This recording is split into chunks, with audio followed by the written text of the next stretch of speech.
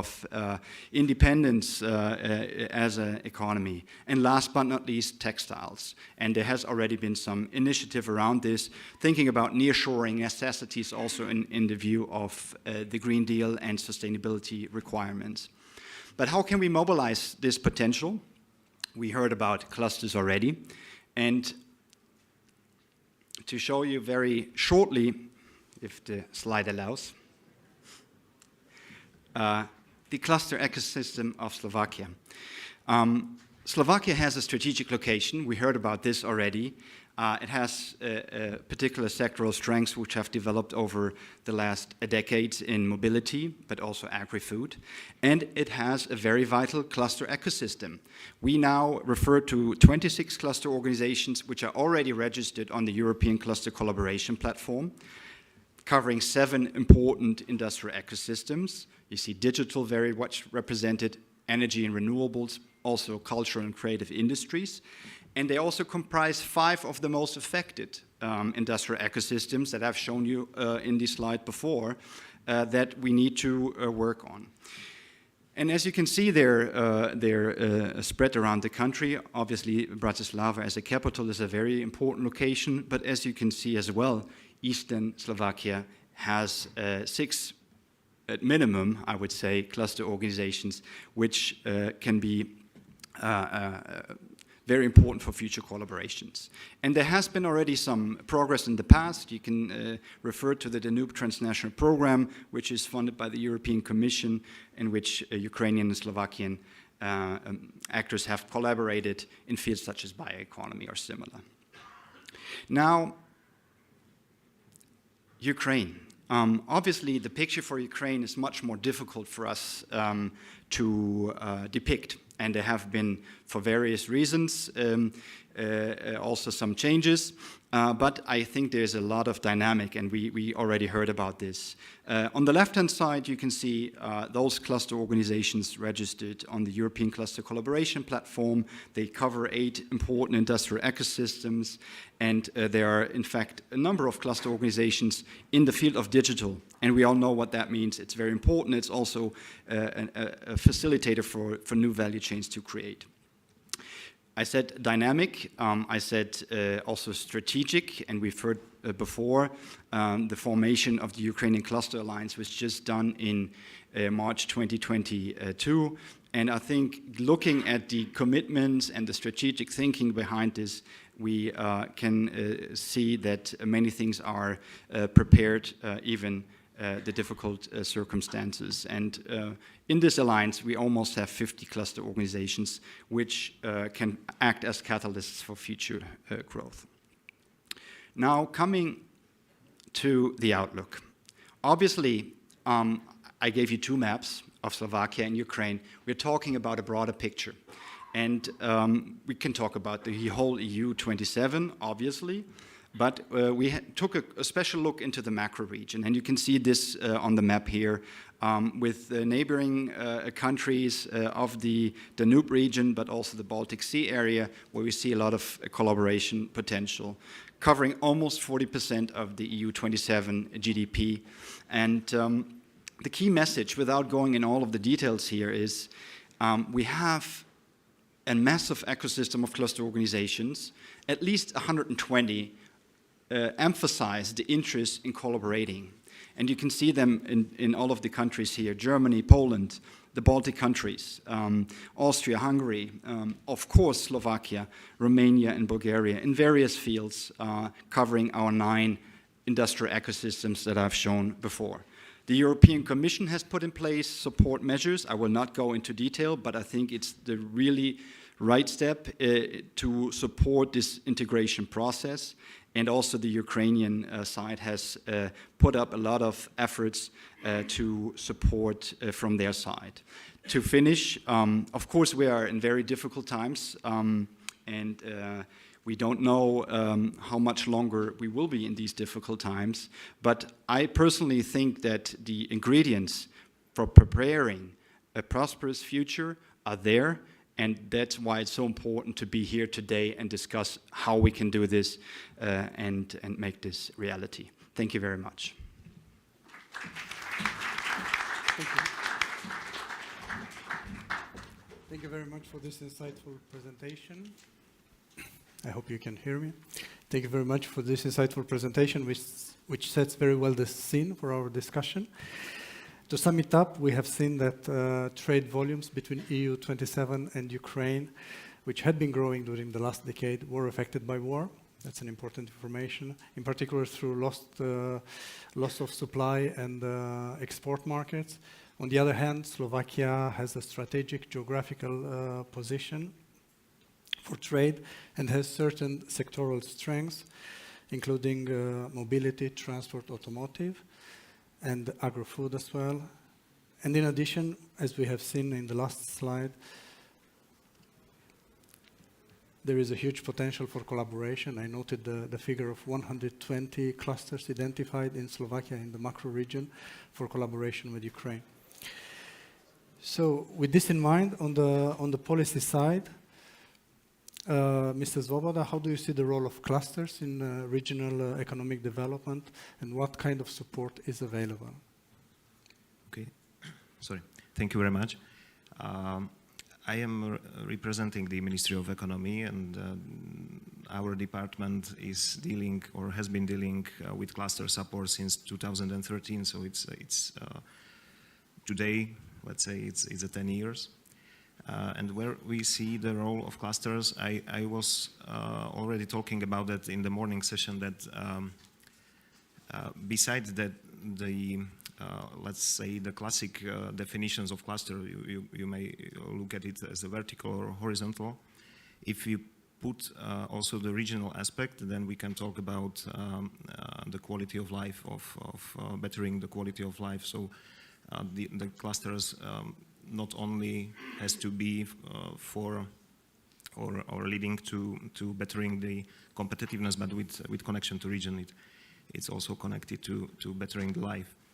The other aspect of the role of clusters as we see them is that they, in the future, they can be something like intermediate body between regional government or state government and those who are living in the regions.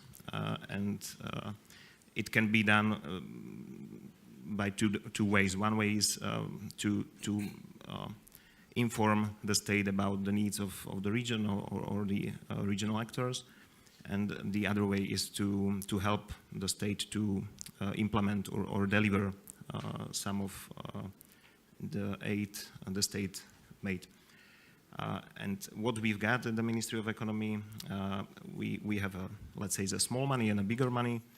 A small money is financed by state budget. We run, if we have money, the support scheme for emerging clusters up to 36 months. And then we have a bigger money financed by ESI funds.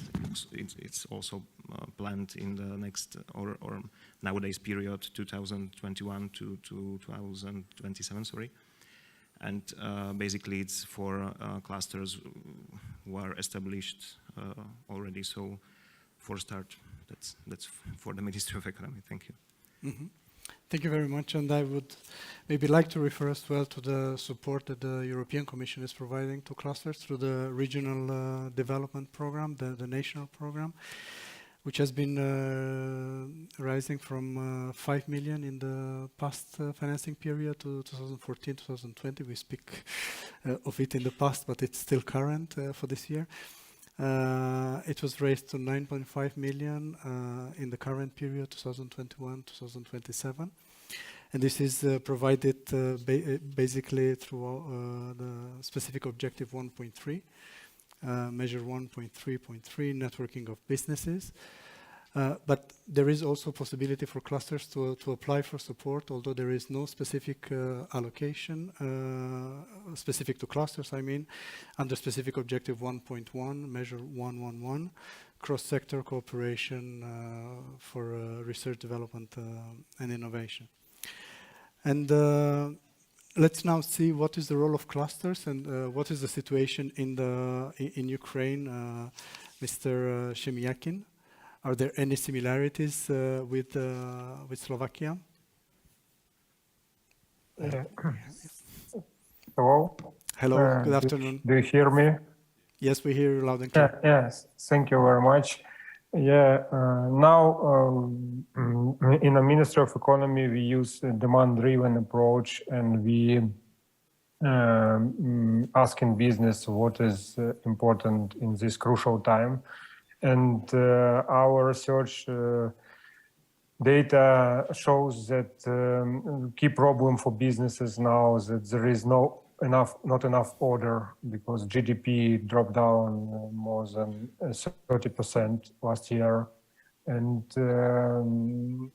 if we are talking about huge problems, this is logistic problem with logistics because of blocking by Russia our seaports, and our businesses now focuses on products with additional value added. We focus on value added products and believe in it, and we understand that export is not an option now. It's like a way of surviving for our businesses on the one hand.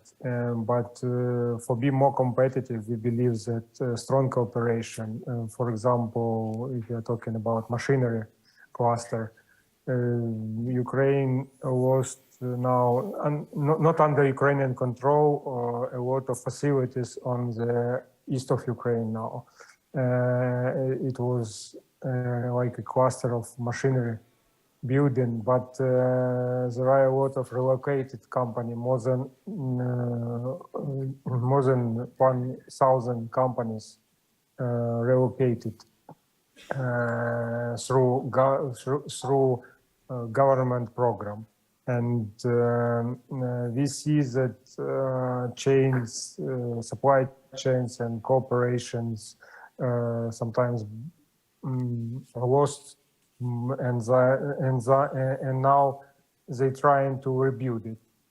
And if you're talking about clusters, we believe that clusters in Ukraine can create more competitive advantage for our machinery building, for our other industries. And it is crucial for us because of we see that now we have a window of opportunity to substitute Russian product on European market. For example, together with ministry, our foreign support team, and together with USAID donors projects, we started export booster project, which focus on machinery and food processing. And now our first view and analysis, we saw that 70 billion euros it was import from Russia to Europe and UK without fuel. It's machinery, food, and other products where Ukraine is competitive. But it's a hard way to substitute it. It's not easy for us because of standards, because of lack of competence. And we believe that through the clusters, our small, medium-sized enterprises can be more faster in certification, can be more faster in opening new markets and doing something together for each key clients in Europe. And that's why we, in Ministry of Economy, we believe that smart specialization also is critical for cluster. There is a very different situation in different clusters, and if we are talking about not so many clusters which receive real benefits from government level or something like that, I believe that this is area of improvement for us to integrate on policy level our ideas and real tools which will support to to create new industrial policy, because now government has request to create new industrial policy and looking for ideas and instruments. And I believe that cluster, it will be a very good instrument. That's why we are interested in your experience, because of your best practices, cases, and your cooperation through the clusters. It's like benchmark for us. Thank you. Thank you very much. So I take as the main message from your intervention that it's imperative to integrate Ukrainian businesses in the EU supply and value chains, and clusters can help and provide assistance with that. Let's now see what is the perspective of clusters associations. And Mr. Ach, how can clusters support regional development, and what is your take on the regional policy support which is offered? Thank you very much. As it was mentioned, there was National Cluster Conference, the very first one in Slovakia this morning.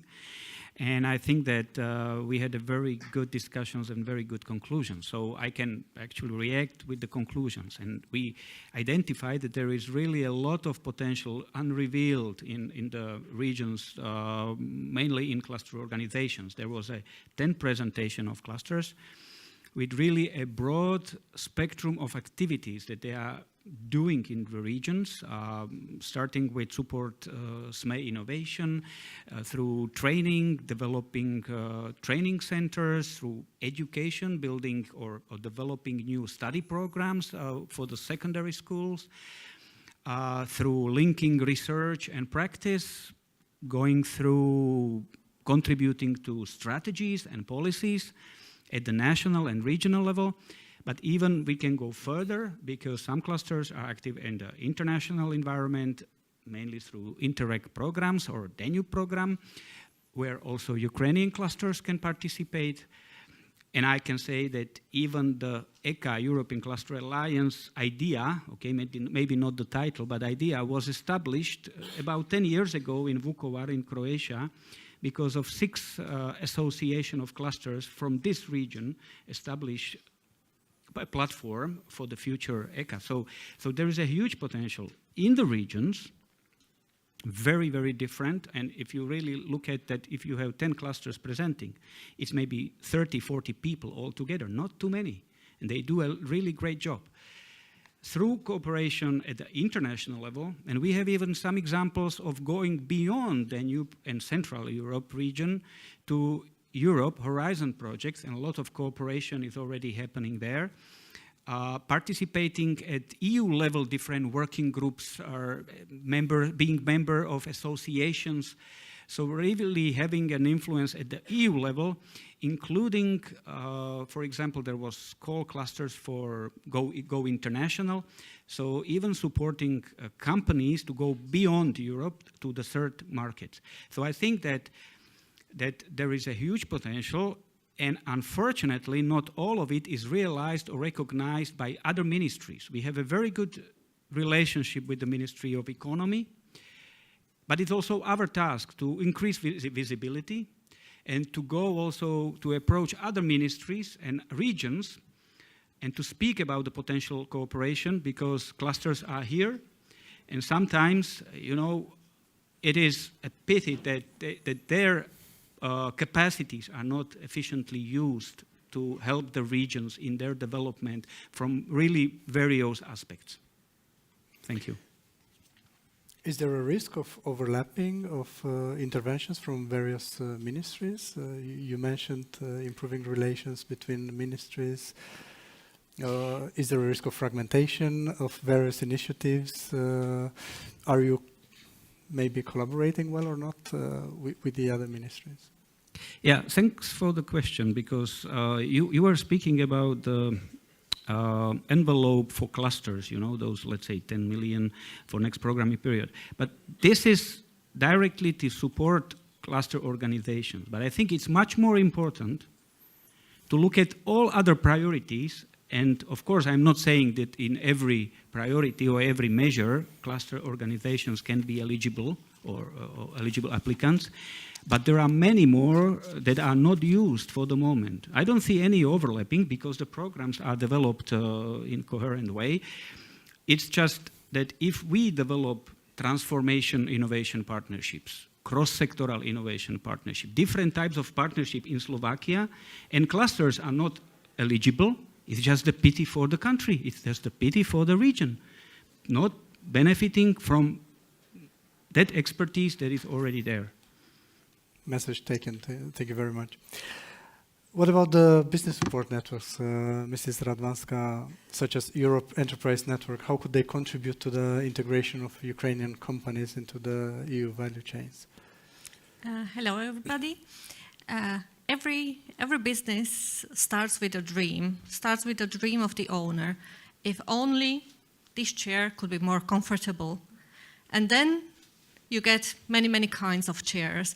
There is armchair, there is sofa, there is desk chair, there is cuddle chair, ball chair, whichever you can think of.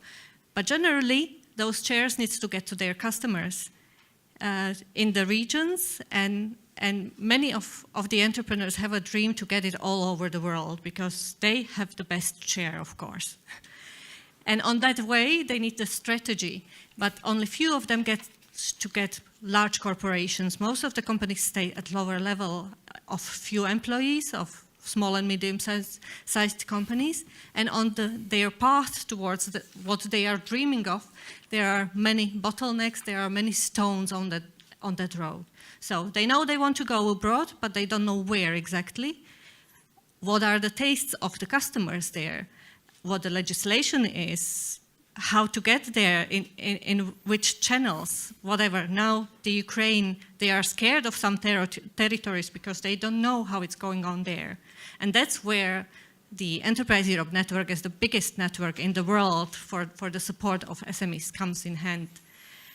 Because we are at large variety of organizations. It's not the chambers of commerce that has exclusive rights for that. It's not the ministries that have the exclusive rights. We are under various kinds of host organization, and we are long-term projects. So the Commission supports these organizations for decades already. So when the entrepreneur needs the answers to all those questions, like which partner, which country, what prices are there, what taxes, what duties do I have, what legislation is for my product in certain countries, they come to Enterprise Europe Network. So that's where we come in hand for them. Just 2 weeks ago, we had an email from the colleagues in Kiev for their company. Look, we've got a company who wants to do business with Slovakia, who wants to export the products which they want to get from Slovakia then all over the European Union, but we don't know what are the taxes, we don't know what are the customs duties. And my colleague over there, Alena, she took that email on board and she looked for all kinds of the replies they needed and sent the colleagues in Kiev from EEN Network all the replies. And we are happy to have received the information that the company has taken all those replies on board and they are starting business with Slovak company, opening branch in Slovakia and getting the products over there. So our role is very strong. We are probably not too many people from Enterprise Europe Network in the regions, but we are all over. There is about over 3,000 of people in the network. We are in more than 60 countries, nearly 70 reaching, and we can help on the ground. So Slovak company comes to our office, but German company comes to German office. The company in Kiev comes to Kiev's office, and we exchange the information, we provide this information, we look because we know our regions and we know our legislation, we know our environment where we are, and that's how the enterprises can come to proper replies, and they can go faster, so that small and medium-sized company who doesn't have lots of experts among its own staff, we are there to just throw away those stones, kick them off their path, and to make their dream come true faster, hopefully. So Yeah, thank you very much. It's very useful to know that companies have a place where to ask questions. Many of them have many questions probably. How does it work in practice? Is advice offered free of charge? yeah, Is there any cost attached to it? that's a very big advantage of this network, and thank you to European Commission for really supporting for years and decades this network. Thanks to that, the companies have the services free of charge. So it's really available. We have the only important point to make, that we are free of charge for the companies who want to go international.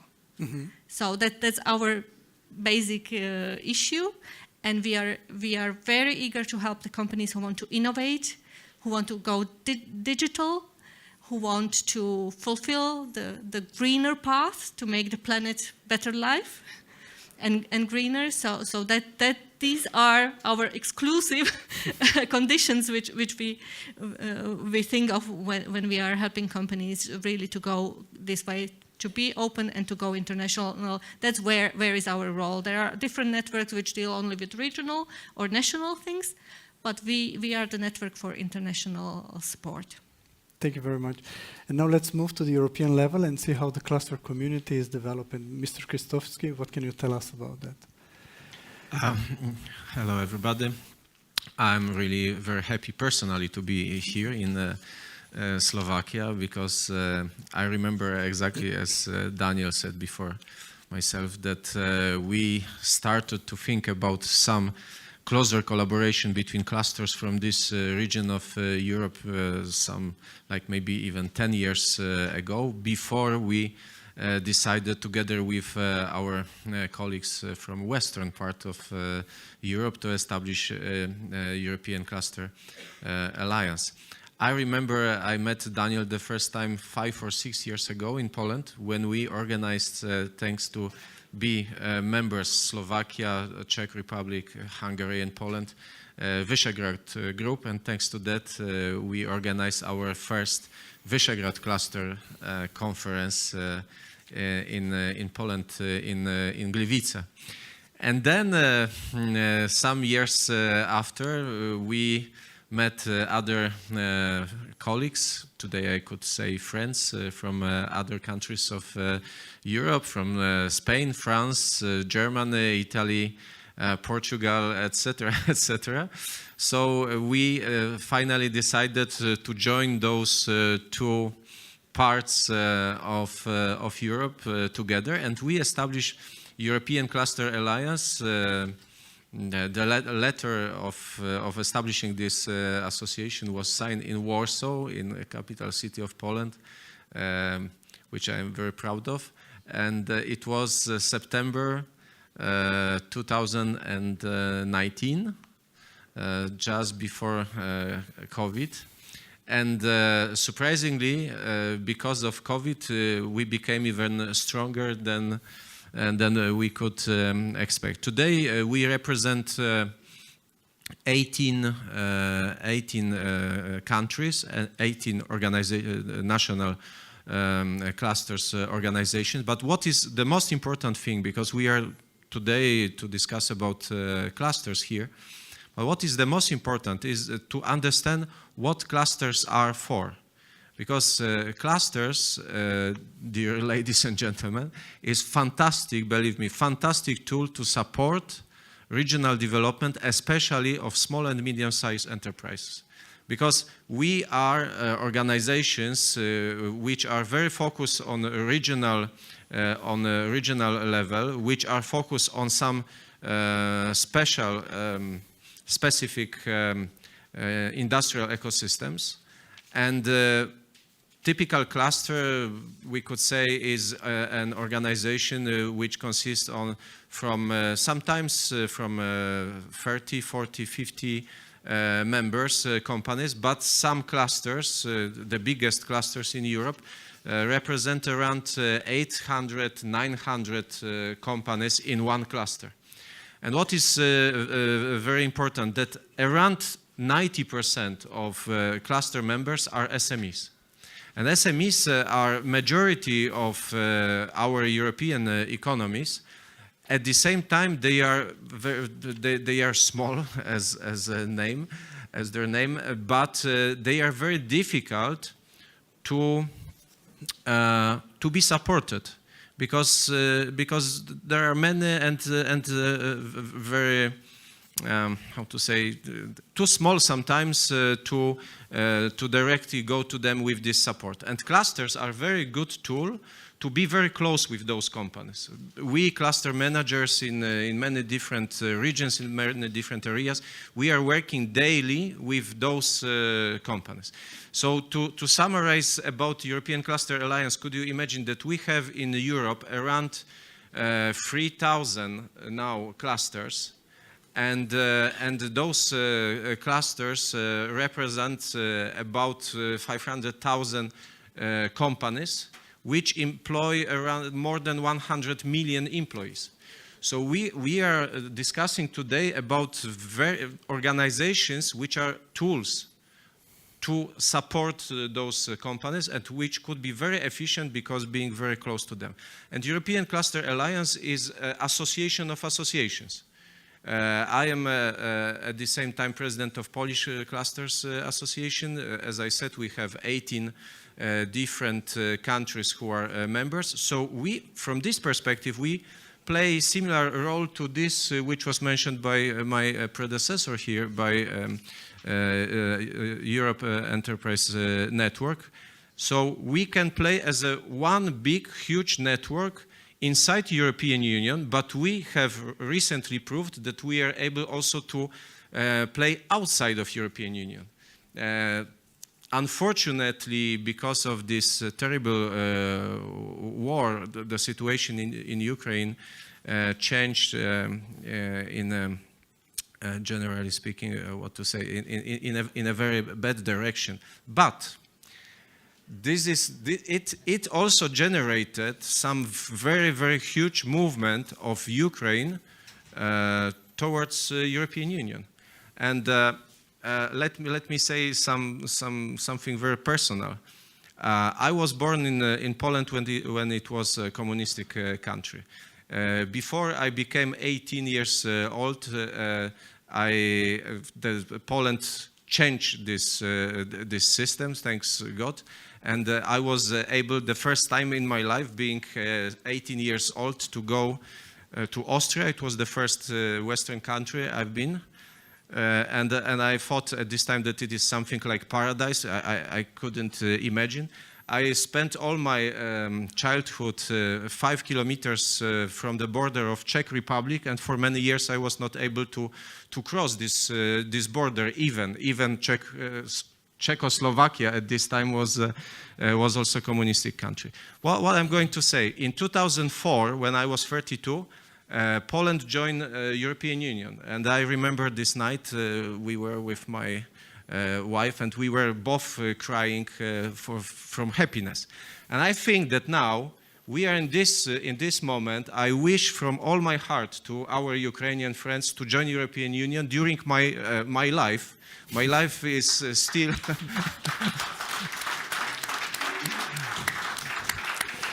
I turned 50 last year, so I hope that we have to be fast, European Union and Ukraine. And I'm certain that they will join us, and we did it last year when we invite Ukrainian Cluster Alliance to join our European Cluster Alliance, to be with us. So they are in one organization with us even before Ukraine is a member of European Union. We also invited 2 other countries, Moldavia and Georgia, clusters from these countries. So I'm also certain that thanks to this close cooperation between our cluster organizations, first of all, we can help SMEs in Ukraine. And we, as a European Cluster Alliance, being part of program European Cluster Collaboration Platform, we last year, just after war occurred, we organized the forum to support Ukraine, EU cluster support Ukraine, with our Ukrainian colleagues who were very active. and we tried to just match-make those who are donors with those who are looking for some support. And just to summarize, let me say, beginning of this cooperation was that there were typical.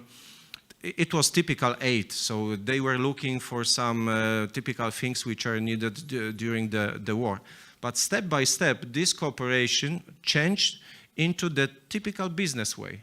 So today I could say from my own experience that that what they really need, if we really want them want support them, want help them, we should do business with them, because they really need it.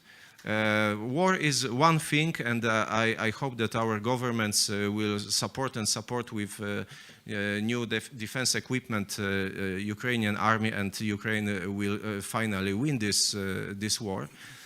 But at the same time, they need normal business trade, and we have to remember about that. Also, this conference here in Slovakia, so close to Ukraine, is organized to find a way to do more business with Ukraine, to help them to export, as was said by Mr. from ministry. He said today the export for Ukraine is not an option, is to be or not to be. So this is my appeal to all of participants of our conference today. Please do business with them, and we have to do everything to support this hero nation. Thank you.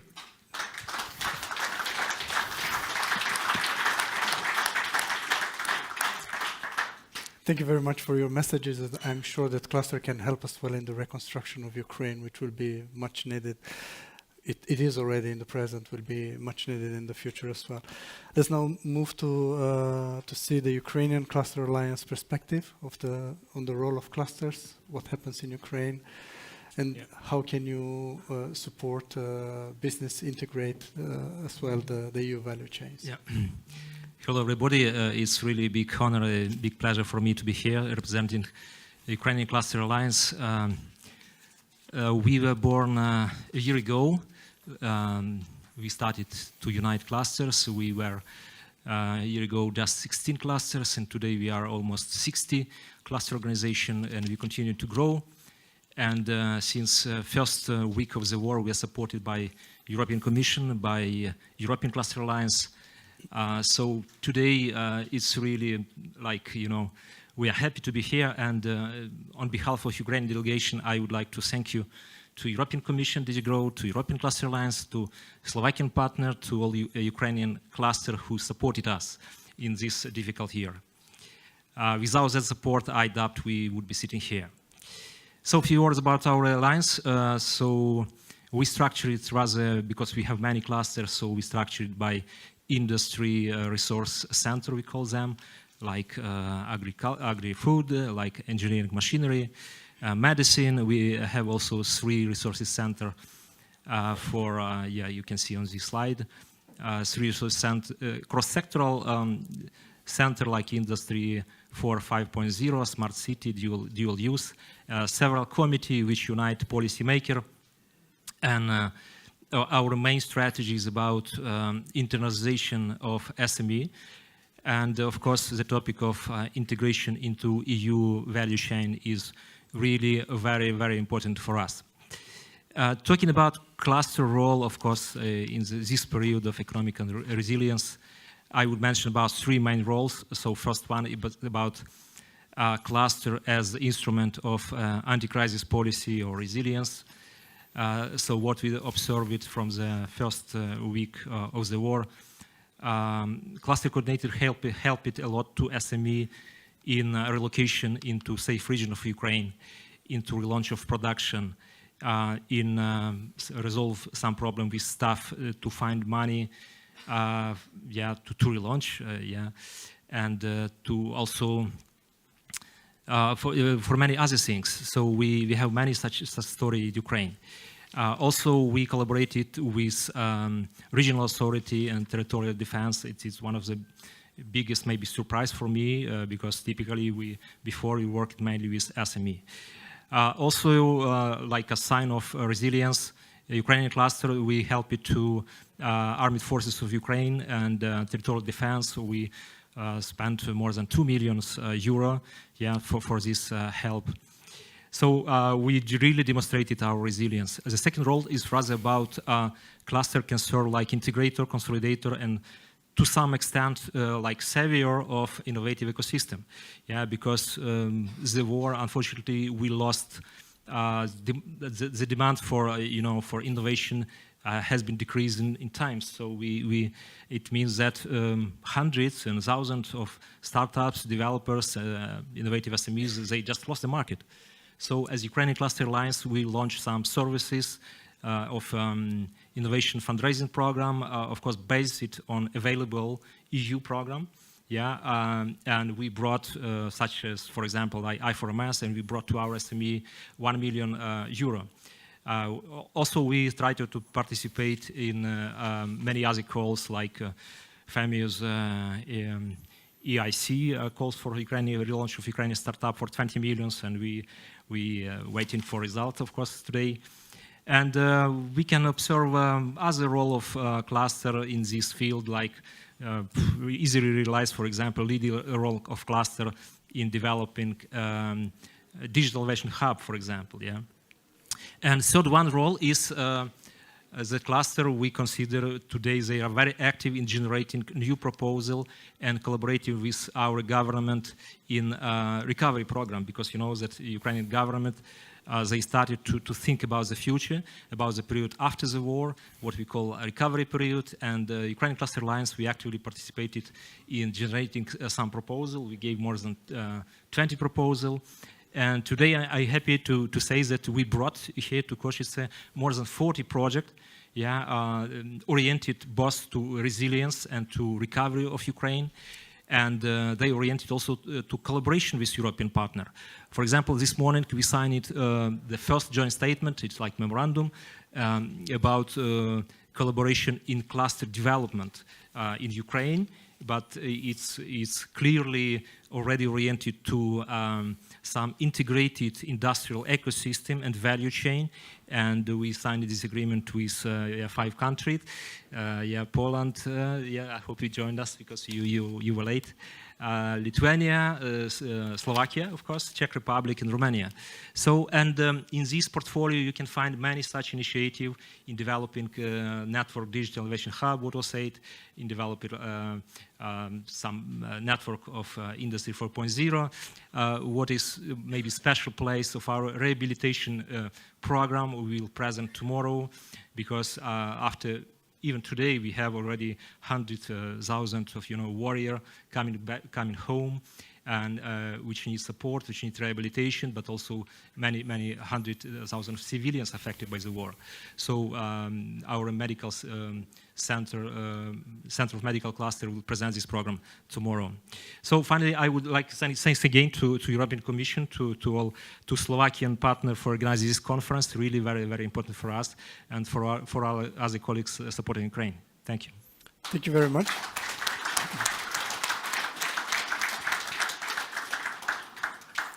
Thank you very much for your intervention, and let me wish you a happy birthday on your first year of existence. And I hope that we will exist for many years from now. And maybe now let's go to a practical aspect, maybe a question addressed to all of you. What are the support mechanisms that you consider most suitable for the implementation of? We have to close. We have to close. All right. We have the Prime Minister here, I see. Welcome, Prime Minister. Then we will have to close. Perhaps I am allowed to make some final remarks, some takeaways after this discussion. We have seen that trade volumes between EU27 and Ukraine were affected by the war, but that Slovakia has a strategic geographical position for trade, and it has also certain sectoral strengths in mobility, transport, automotive. And there is a significant potential in Slovakia and in the macro regional for collaboration with clusters. I noted 120 clusters identified for collaboration with with the Ukrainian clusters. Then I it was interesting to see how all of you have seen clusters in their primarily role of improving competitiveness and productivity of their members. I think it has been sufficiently underlined that sharing skills and knowledge between the members of clusters and between clusters is very important for their internationalization. They also act as local innovation ecosystems. This is a very interesting idea. And they act as partner to governments, both in the policy making and in implementation. And they can provide very useful feedback to governments. One remark I will take away back to Brussels. They should be clusters should be eligible in all these partnerships that are being developed under the regional development programs. I refer here to intersectorial innovation partnerships, where clusters are perhaps not always taken into account. As well, I think it's important to note for the SMEs themselves that there is somebody to ask when you have a question. BSOs are there to provide advice through a large network. And last of all, I think we need to build on existing structures and the existing initiatives and to use the existing capacity. This is very important to avoid duplication and fragmentation in this area. With that, I thank you for your contribution, and I will ask the audience to give you a round of applause. Thank you very much.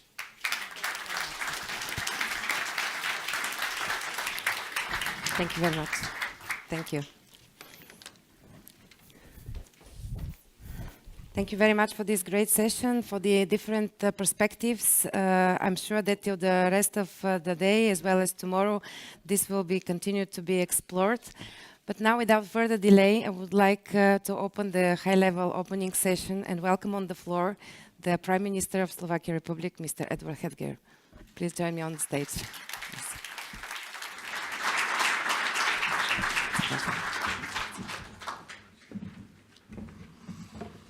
Dear ladies and gentlemen, thank you very much. It's an honor for me and for Slovakia to host you on this great event. And let me start with looking into the future. As it says, collaboration is an important element of our future, and I would say that collaboration is our future, and vice versa, future is our collaboration. The reason why I'm saying that, because we meet here in Košice in eastern Slovakia, a very important place as a country neighboring to Ukraine. And first of all, we must state certain important facts about the situation we are all in. The first is that Ukraine is fighting for values, for our values, the basic values of freedom, of human dignity and human rights. And they do a great job. They are braver nation, and they are definitely leaders in all extent in showing us how to fight for these values. Second, when we speak of future, we must have in mind and in front of us always the aim, the goal.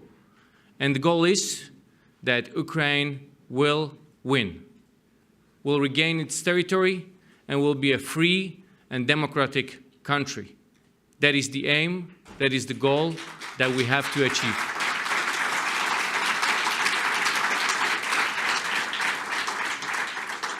And having this in mind, I'm glad that besides all the necessary help to the innocent civilians that the developed countries of the Western world are providing, we speak and we think future, having in mind this important goal.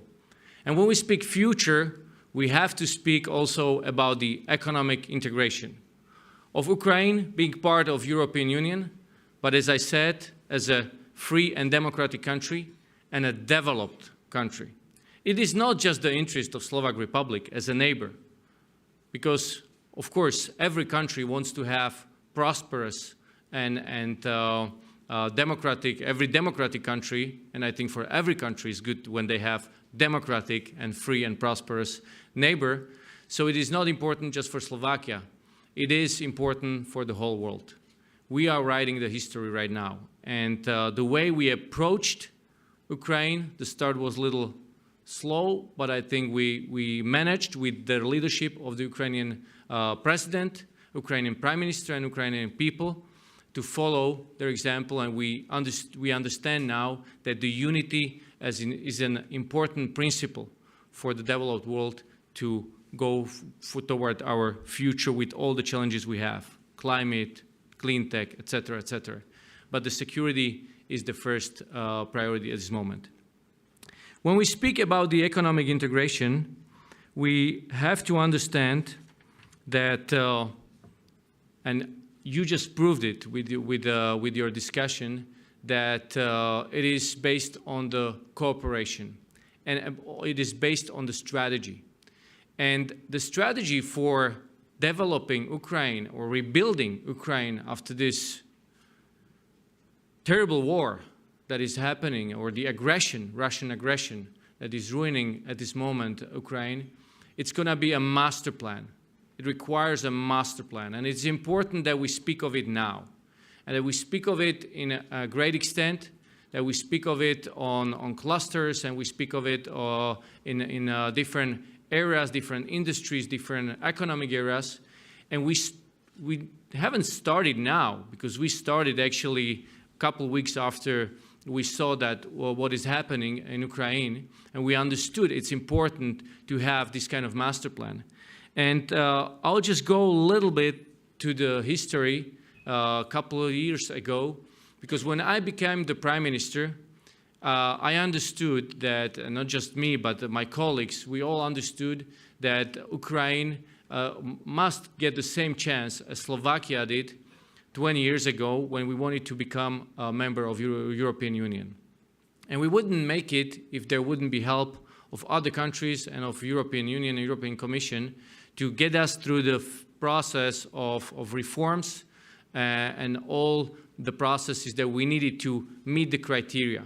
And therefore, my third travel as a prime minister was to Ukraine to rebuild again the strong relationship with Ukraine. And when we were there, I remember as now when I spoke to Volodymyr Zelensky and Prime Minister Denis Shmyhal, and we were like, okay, we as a neighbor, small neighbor, want to help you with your reforms to do as good as is possible and as quick as is possible. So we provided areas that we are good at to cooperate, and we developed 8 programs. This was 2021, how we can help Ukraine on making this process faster. And we started our institutions and our governments prepared a plan on how to meet, etc. And actually, I think it was March or April of 2022 where I was supposed to meet with Denis Shmyhal and sign cooperation of our governments. It never came to that point because, as you know, 24th of February 2022, Russia invaded Ukraine. But war cannot stop us. And that's why I'm so glad that we are here together and we think of future and we plan the future. We plan the future where Ukraine will be the winner. And we started with the humanitarian help. We started with the military help. And I'm so glad that all the EU leaders now understand that there is no room for fatigue. There is no room for slow down, that there is only room for helping Ukraine to overcome and, as I said, regain its territory and stabilize the democracy and freedom in their country, and they need all our support in this extent. But we have to speak about the process of rebuilding.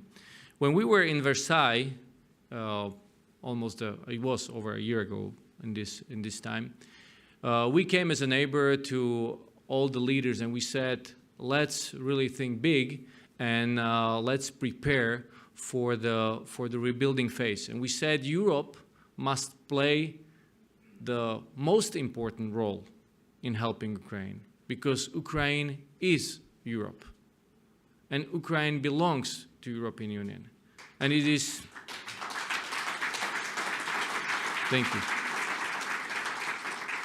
And it is for the good of European Union that Ukraine will be member of European Union.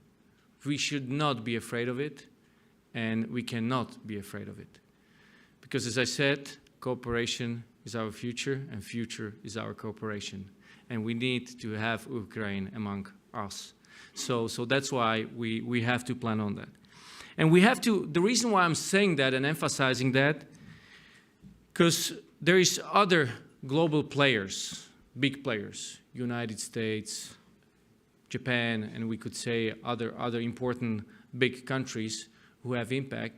But we have to understand that the future of Ukraine with European Union is our priority, and we should be the leaders of it.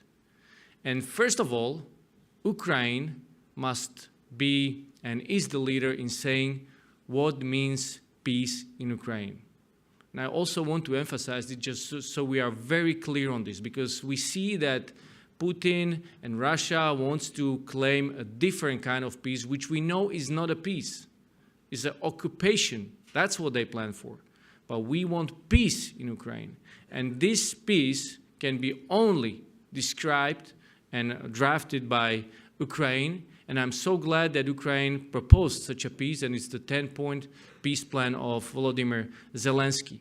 And we have to all say, and it must be very clear and strong sound out of Europe, to say that this is the only peace that we support, and this is the peace that we support.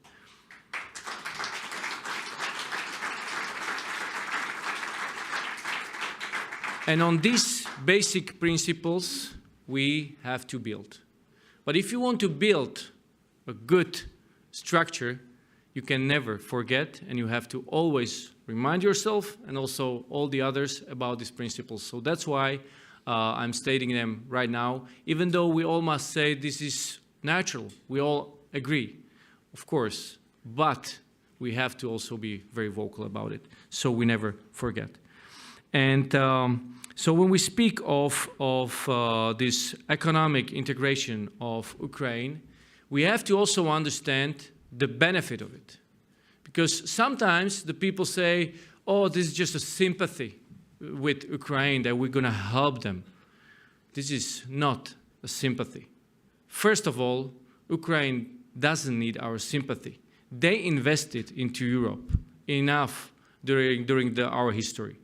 I, as a Slovak, can say that we thank the Ukrainian soldiers during the Second World War who liberated our territory and gave their lives for Slovakia. So they definitely don't need our sympathy.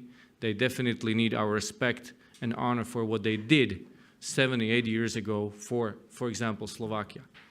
But what we need, we have to think strategic.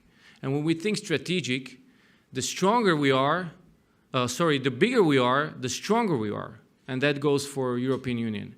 And all the funds that will be needed for rebuilding European Union will be rebuilding Ukraine. It will be, we need to this money also the labor force. We need for this money the companies.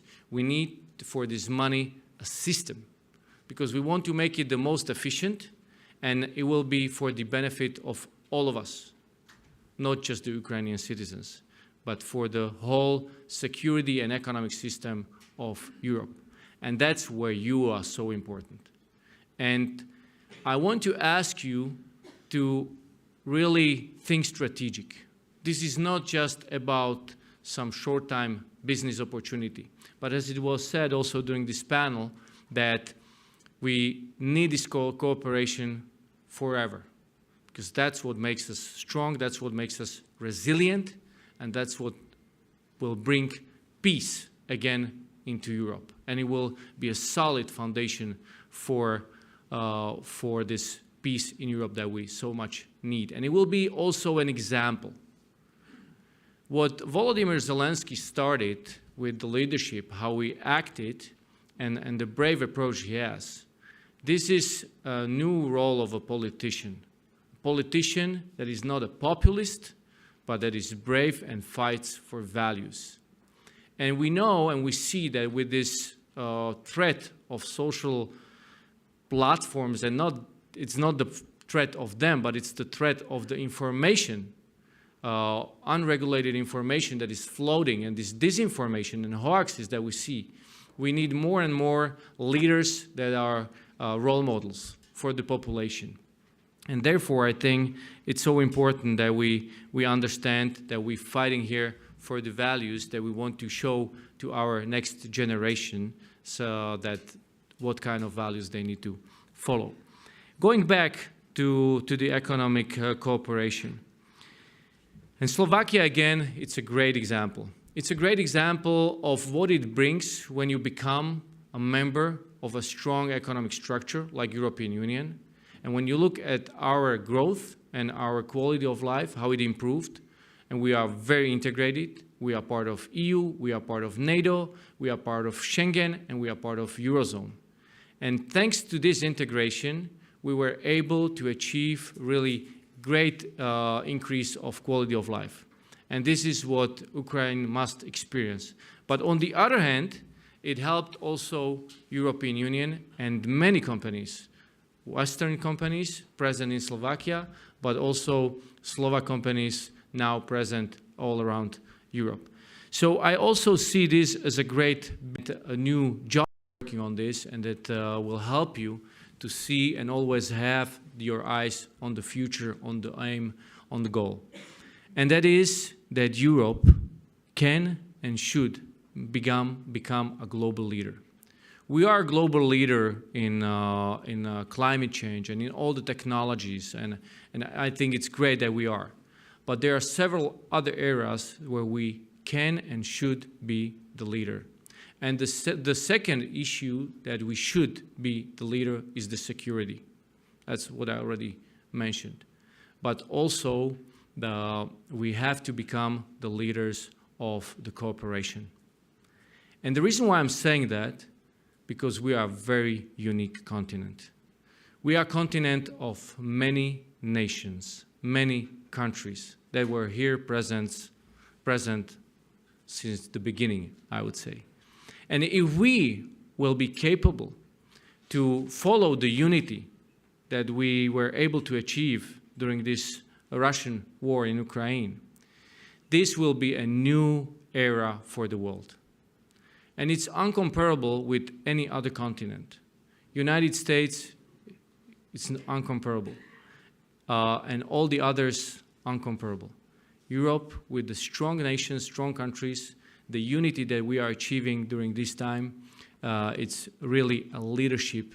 It's a role model that will be here, and if we follow it, we all will be successful, and we will be able, and we'll be the promoters, we'll be the ambassadors to the rest of the world, that democracy based on freedom, rule of law, human rights is the best regime for the world. And that's what we need. Because the fight about what regime is better is going on now. If you look what Russia is doing around the world, how they're traveling, Lavrov is traveling Africa, is traveling South America, and is trying to change their opinion, and is trying to promote their regime, we know that we cannot be slower, we have to be actually faster, and we have to show that what we have here in Europe, it's the best way of living.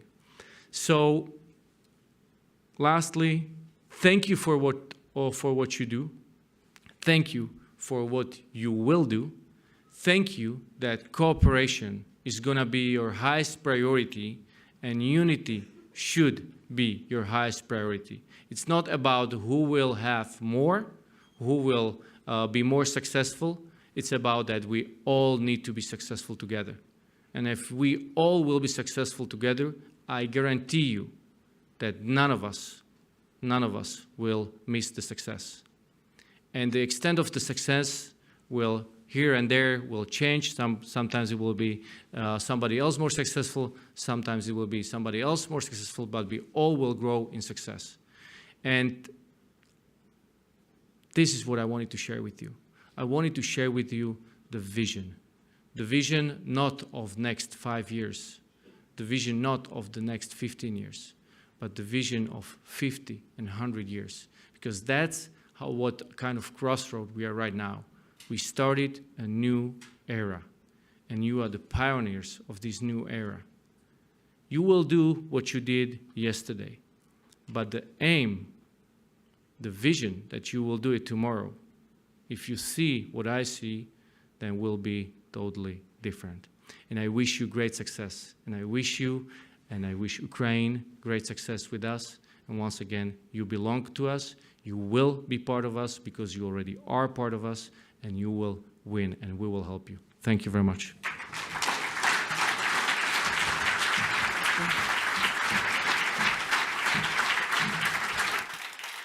Thank you very much, Mr. Prime Minister, and it's a real honor for us for having you here, and thank you for such inspiring words. And on behalf of the organizing team, really thank you for being with us today. And I think that this edition of Cluster Meet Regions will be remembered, as well as not only from the first Slovak cluster conference in the morning, but also for having two Prime Minister and the as keynote speakers. So it's really a great honor and pleasure to welcome now on our virtual floor, Mr. Denis Shmyhal, Prime Minister of Ukraine.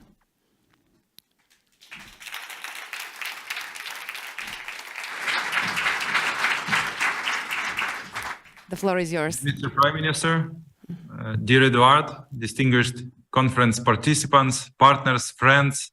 First of all, I want to thank Slovakia for organizing the conference, which is aimed at developing business partnership between Ukraine and EU and supporting Ukrainian business. Dear Eduard, thank you so much for your historical overview. You just remind me about this brilliant ideas which you bring with these 9 points of reforms and projects. It was before the war. Unfortunately, this brilliant idea never realized because of this full-scale aggression.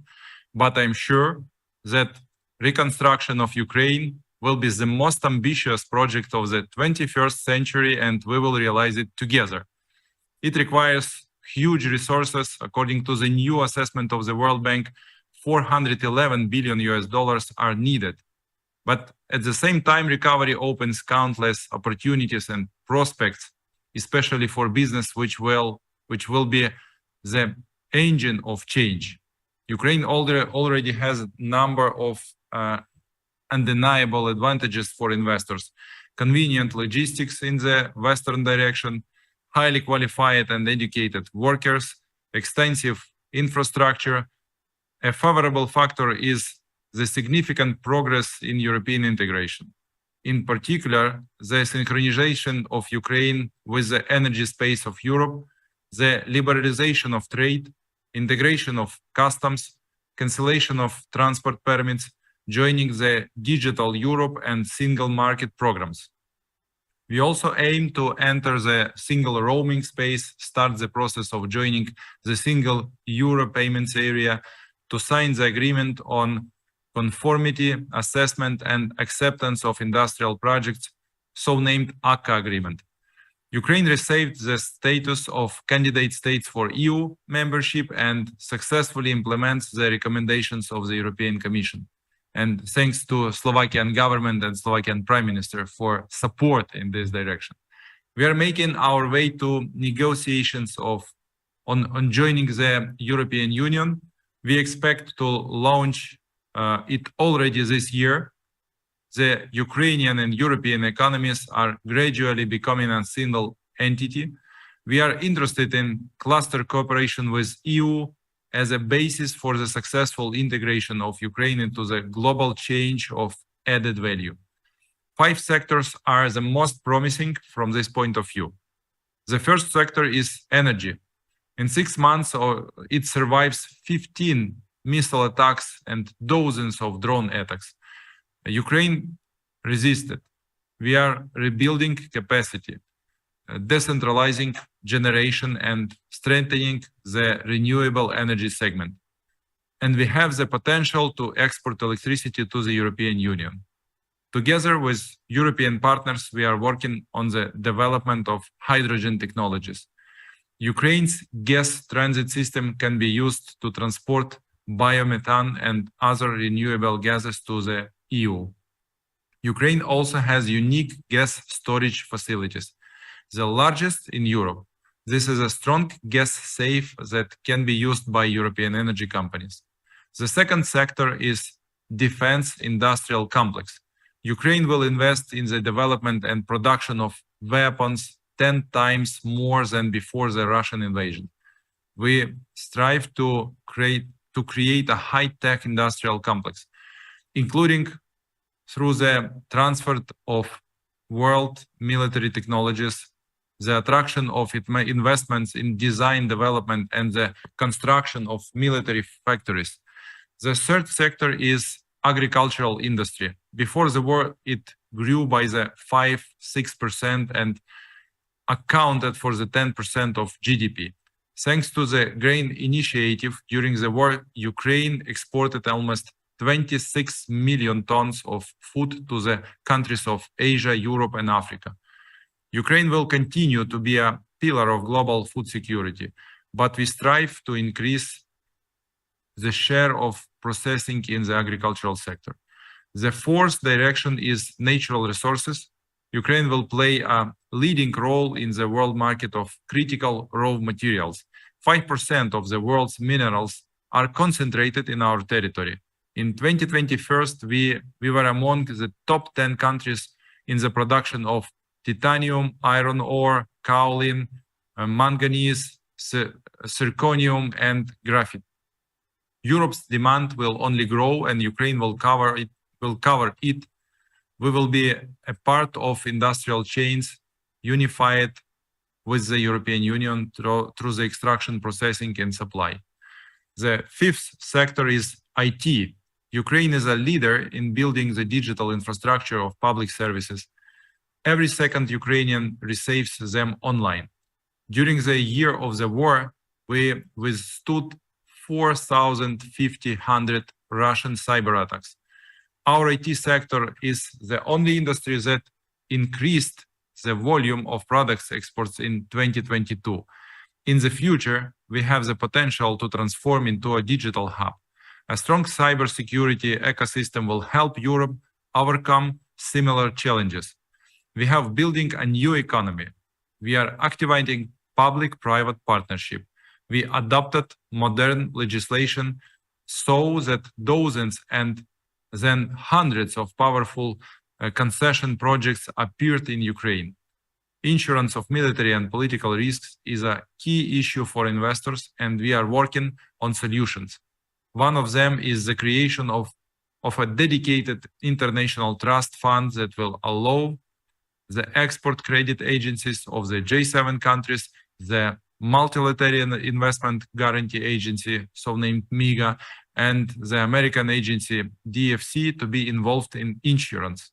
DFC has already announced its readiness to mobilize more than 1 billion of private capital to support Ukraine's economy. Ukraine and the EU will be united not only in terms of values and politics, but also economically. Each joint successful investments project bring us closer to the goal, to a strong and successful Ukraine and to a prosperous and united Europe. Let's walk this path together. Thank you, dear friends, dear partners. Thank you for your attention, and glory to Ukraine, and all the best to you. Thank you. Thank you very much. And it's, again, I have to say, it's a real pleasure for having you today. So thank you. We understand that you have to leave, but again, I have to repeat myself that it was a real pleasure for having us, you both today here on our stage. So the high-level session continues with the presentation. Thank you very much. Once again, a round of applause. Thank you.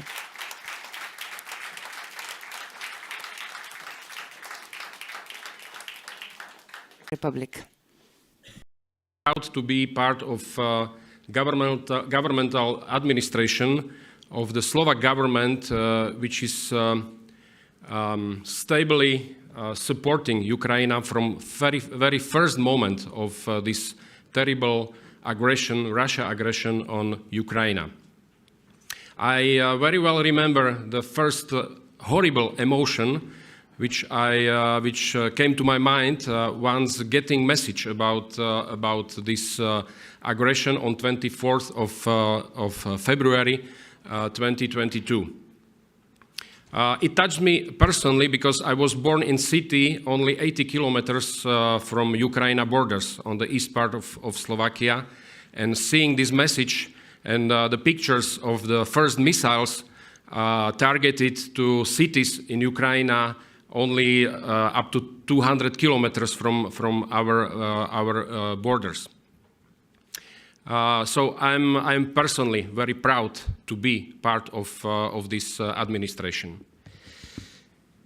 As a representative of representative of Ministry of Economy, I want to talk about the instruments of economic support for Ukraine in 4 chapters. At the European level, my country supports EU measures in the priority action plan for the years 2023 and 24, which will strengthen efforts to fully implement the deep and comprehensive free trade agreement between the EU and Ukraine and help Ukraine to better integrate into EU single market. We support Ukraine in the process of adjustment to EU standards and call for prompt finalization of negotiations on the agreement on conformity assessment and acceptance of industry products between Ukraine and EU. Despite the war in Ukraine, mutual trade with the EU has shown extraordinary resilience. EU unilateral trade liberalization measures for Ukraine adopted in June 2022 have undoubtedly made a significant contribution to this. Slovakia supports prolongation of these measures and strongly believe that they represent an important element of economic assistance for Ukraine in the area of trade policy. On the bilateral level, the 5th session of the Joint Commission on Economic and Industrial Cooperation between Ukraine and Slovakia was held in Kyiv on the 8th of December 2022. The Slovak-Ukraine Business Forum on 7th November 2022 in Uzhgorod was also part of the Joint Commission. Negotiations with Ukraine partners were devoted to a wide range of mutual economic relations with the emphasis on the topic of energy, transport, cross-border cooperation, education, science and research. Slovakia and Ukraine agreed to deepen bilateral cooperation in the field of natural gas supply, oil transportation, reliability of electricity supply, development of renewable energy sources, energy efficiency, and provision of mutual assistance in emergency situations. On a local level, Slovakia welcomes potential investors from the Ukraine to invest in eastern Slovakia or other parts of Slovakia. The Slovak Investment and Trade Development Agency, SARIO, under the Ministry of Economy, is ready to prepare a tailor-made package of services for them, among other things, to identify the necessary location, site, or provide information about the workforce, permitting procedures, or state aid. State-owned industrial parks are also available in eastern Slovakia. Investors in eastern Slovakia can apply for regional investment aid. The standard maximum intensity for large enterprises is up to 50%. In addition to industrial production, it is also possible to support technology centers and business services centers. As for clusters, we recognize the importance of industrial clusters and their impact on competitiveness within and across national borders. Our ministry is a stakeholder in the Slovak cluster ecosystem, and we are proud that together with our Slovak Innovation and Energy Agency, we have managed to grow the number of clusters from 15 to over 30 just in 7 years. Moreover, our clusters become more active, more dynamic, and more competitive, actively working on the European level. This event is confirming that our clusters are the vital part of European cluster ecosystem and are at the forefront of the joint effort to help the Ukraine nation to defend its territory, to defend its independence, and support Ukraine in its quest to be part of modern world that is represented by EU. I strongly believe that clusters from Slovakia, together with other European clusters, will create many prospective partnerships during this event and will establish the platform for the cooperation among EU and Ukraine. Slovak and Ukrainian clusters can be significant driver of economic development and prosperity in both countries. We believe that the war will end soon and business life will re-emerge with a new power, bringing prosperity and peace to Ukraine and the EU. I look forward to seeing the results of this event and the potential partnerships that can be that can create the cooperation between Slovakia, Ukraine, and other European clusters. I wish you very fruitful and thank you for your leadership and support in our efforts towards a better future for all. Thank you. Thank you very much, Mr. Švec. Thank you for being with us. And I would like now to welcome on the stage Maive Rute, the Deputy Director General, DG GROW, European Commission. It's a great pleasure for me to welcome you. So far, I always was on a virtual floor welcoming you, so it's a real pleasure for me. The floor is yours.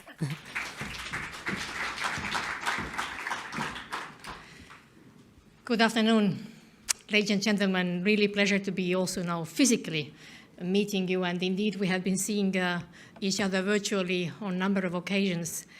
Let me begin with something that Prime Minister Heger has just laid out in front of us, the really important times that we are living through, that Ukraine is not fighting only the war, but they are really fighting for the values, and these are the values that we held very dear in Europe. So these are the values of rule of law, human rights, and also, of course, they are fighting in order to come to the Europe, which is a Europe of diversity, where the smaller member states, smaller nations also have the rights and their voices are heard. And this I'm saying as somebody who comes from a really small member state, population-wise, territory is a bit bigger, coming from Estonia.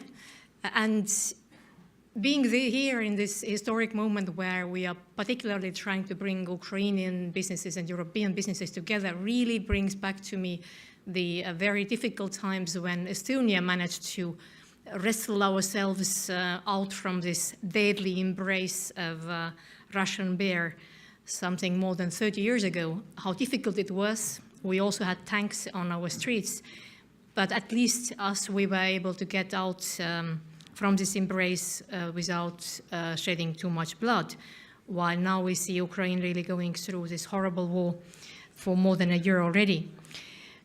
But I think it's also really a time that has been a great awakening for many of us in Europe.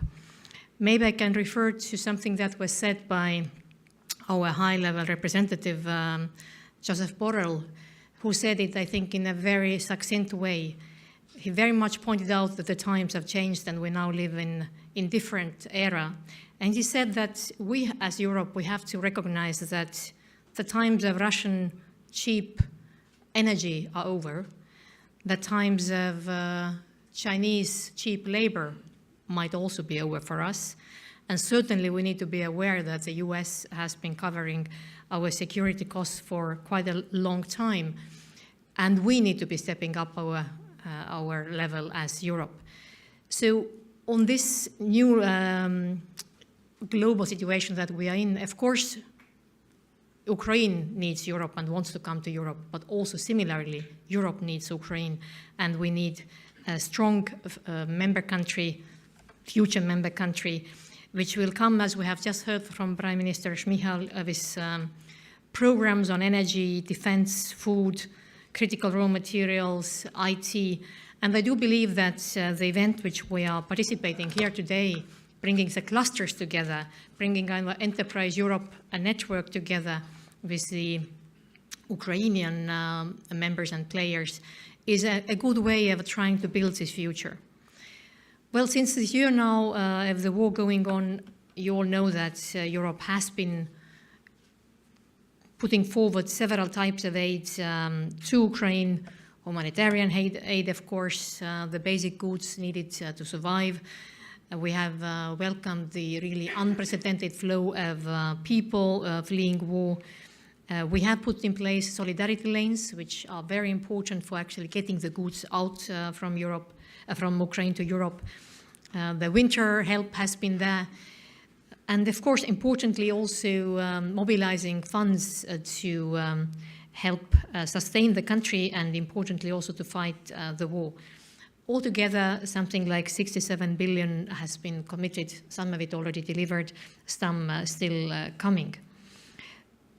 And of course, also the other element is that we all realize it's important to provide support, but it's even more important to help Ukraine stand on its own feet and do business with Europe, because this is what finally will make a big difference.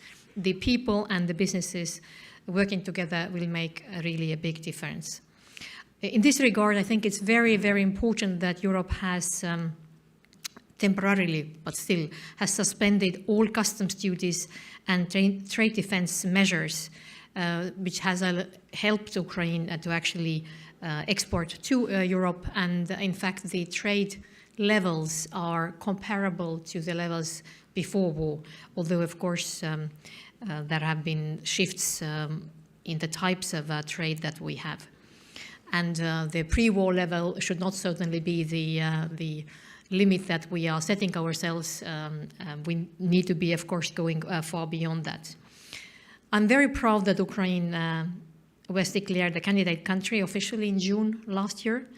And we have all the hopes that this will bring now also a very accelerated process of working towards a real accession. And I'm very grateful to Slovakia and other member countries that have offered hand to help go through these reforms which are needed, because it's not coming just like that by goodwill. It comes also through all the work that needs to be done by public sector, by private sector, to be ready for the accession and to accommodate all the necessary rules, norms, standards. So on 2nd of February, we also had an interesting event. We had almost a full set of our College of Commissioners coming to Kyiv to discuss together with the Ukrainian government what needs to be done and what is already the ongoing work towards bringing Ukraine closer to Europe. Really an amazing list of ongoing work strands was presented. And also then out from this meeting, we have followed through, particularly in my field of activity, meaning the industry policy, also the single market policy and small businesses. We have then followed with further meetings between our Commissioner Breton, and Ukrainian Deputy Prime Minister Yulia Sviridenko recently, and they have then come up with also a 5-point plan. And the 5-point plan, particularly in the field of now industry policy and single market, is first of all to accelerate the integration of Ukraine towards single market, so the regulatory convergence, and this is quite a package we need to be looking at. Then secondly, to build industrial partnerships, and this, of course, should happen in the key ecosystems. For example, inviting Ukrainian participants to the events we have, but more importantly also to really find how can we build this cooperation in the industrial sectors. We heard some of them here. We saw also from the cluster collaboration some proposals which these areas could be. I would imagine, indeed, raw materials would be one, machinery would be second, construction areas, construction ecosystem certainly also. So we have to identify these industrial areas for collaboration and then really build them. Certainly energy would be an area where we need to be not only looking at the energy provision, but also the equipment that is needed for that. So this certainly would be among the priority areas. Defense industry, and we heard from Ukrainian side that they are ready to tenfold their capacities. Certainly something that European side would also welcome. And digital transformation, collaboration in IT will remain also a priority. So from our side, we are preparing for next so-called industrial high-level dialogue, which is a way of looking where we stand currently, and with Ukraine concretely already look into the ways of taking our agenda further. Let me then maybe explain a bit more in detail the single market side of things, where we certainly see that this is a very big priority, helping Ukraine to really gain access to the market. This goes in two sides. One element indeed is the legal approximation, and then also these practical things that we can do to help the companies find each other. So we already heard also from Prime Minister Šmihal that there is, of course, not only the EU-Ukraine Association Agreement, which is important, but there is also then a further agreement on how can we really make it happen, so the integration into the single market. It has a bit of a long name. We call it Agreement on Conformity Assessment and Acceptance, or shortly we can say it's ACA. But the importance there is that we have selected, together with Ukrainian side, 3 areas, so machinery, low voltage equipment, and electromagnetic compatibility, as specific areas where we are really diving into the available quality infrastructure in Ukraine and looking at what it takes for them to get all the necessary legislation in place and the quality infrastructure in place, standardization in place, so that in these 3 areas, the access to EU markets could be opened perhaps sooner than the rest of the package. And once this ACA agreement is in place, indeed, this will foster economic integration and allow Ukrainian economy and businesses to, well, get to the EU market and go through recovery, hopefully faster. We're also particularly working on public procurement, where, of course, we understand that having coherent, stable, transparent, and efficient public procurement framework is very essential for the, well, any country, in fact, but particularly, as we heard, really major investments needed for recovery in Ukraine. And of course, a lot of it is going to run through public procurement. So we really need to make sure that public procurement is fit for the future. And of course, having, again, public procurement properly organized would allow the Ukrainian side to also benefit from the EU public procurement market. So we will continue working on this legislative framework with Ukraine. But then of course, also a lot will depend on these practical contacts.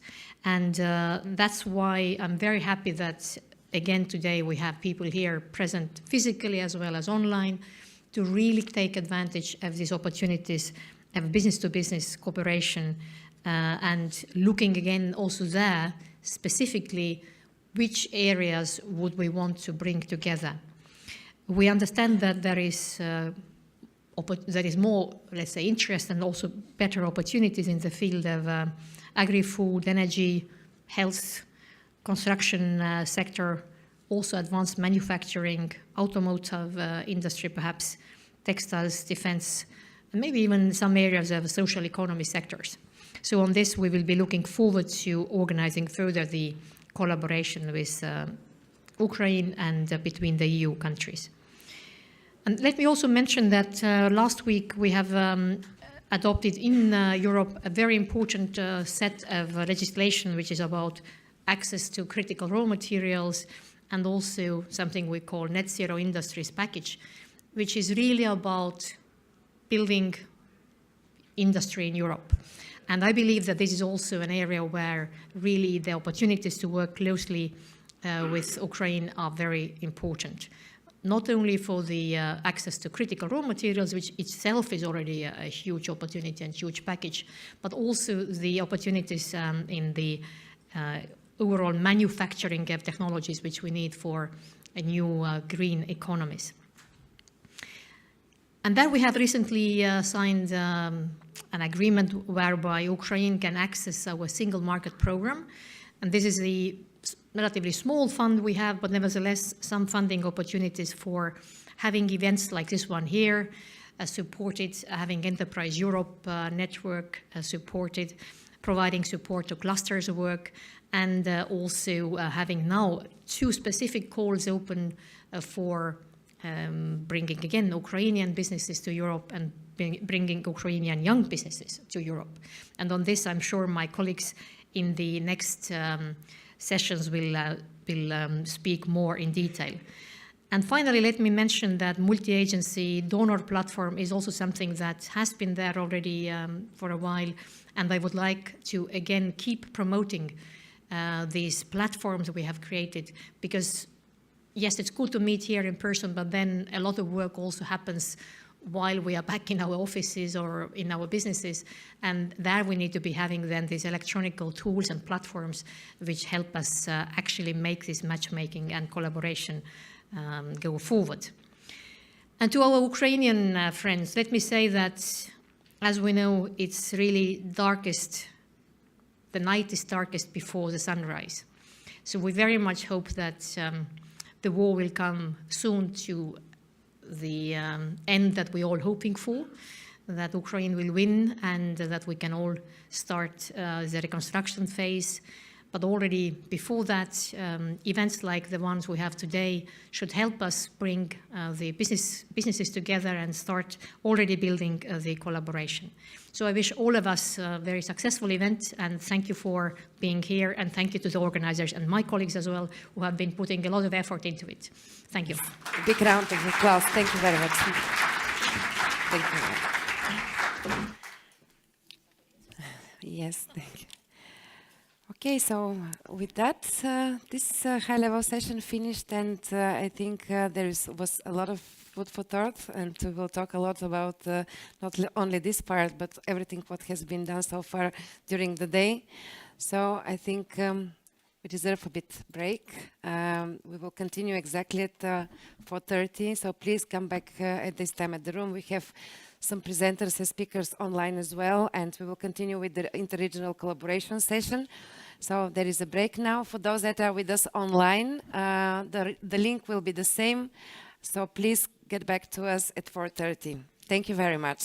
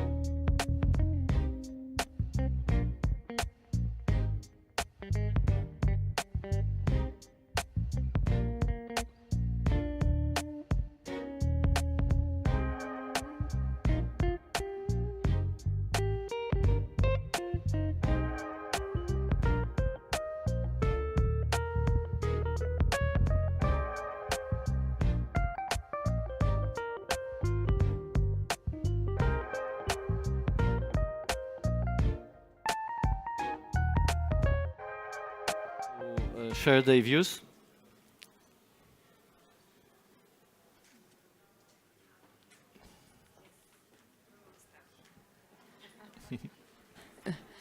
Sveti, online.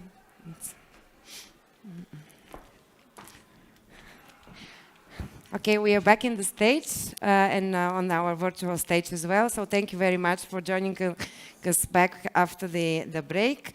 And we are having one very important session starting after the break. This is the session about the interregional collaboration. And I'll give the floor to Marek Pschor, the team leader, Cluster Policy DG Grow at the European Commission, to present his participants. Marek, the floor is yours. Thank you, Theodora. Thank you very much to audience for coming to our session. And first of all, I would like to thank panelists for inviting, for accepting my invitation. We have these clusters meet regions, and it's always the same structure. First, we discuss what is the role of clusters in the regional economic development, so really concentrating on the integration of work of the quadruple helix, the businesses, researchers, civil society, public administration together at the concrete territory. And then we go beyond the territory. We go how the region can link with the other regions in order to improve its competitiveness. And this is something that you might read the input paper for this. We have identified some areas on the basis of analysis, but nothing is more important than direct contacts, which you would have possibility to have tomorrow in matchmaking. And like, for example, today we found out that there is opportunity to collaborate in photonics, even if it wasn't not found in any analytics. So as I would just cite the Prime Minister from Slovakia, cooperation is future, future is cooperation. And with these words, it's obvious we are stronger together. And in the single market, which we have right now, the 30th anniversary, it's obvious that European integration, when people work together, is the real European integration.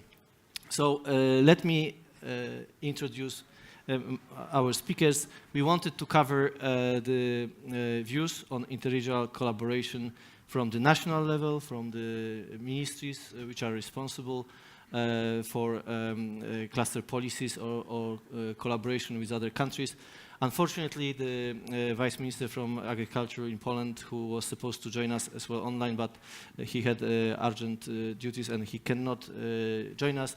But we have Peter Keller, who is the head of department at the Managing Authority for Economic Development Programs in Prime Minister's office in Hungary. Welcome, Peter. And then we have the views of the European Commission's main DGs for facilitating collaboration at the EU. We welcome Marlene Rosemarie Metzen, Head of Unit Economic and Sectoral Policies in Directorate General for Neighborhood and Enlargement, and as well Johan Magnussen, team leader for EU and responsible for EU strategy for Danube and Baltic Sea region in Directorate General for Regional and Urban Policy. So this is sort of views of the multi-level policy side. And then we have the practitioners, the persons who are cluster managers, who are really in practice trying to bring together different actors from different regions, different cultures, different economic, industrial ecosystems. So we will hear from them the experience. And I'm happy to welcome Mirjana Hučková, who is the director of the cluster Košice IT Valley, and many people had the chance to see it today. I'm so happy, Olga Trofimova, to have you here.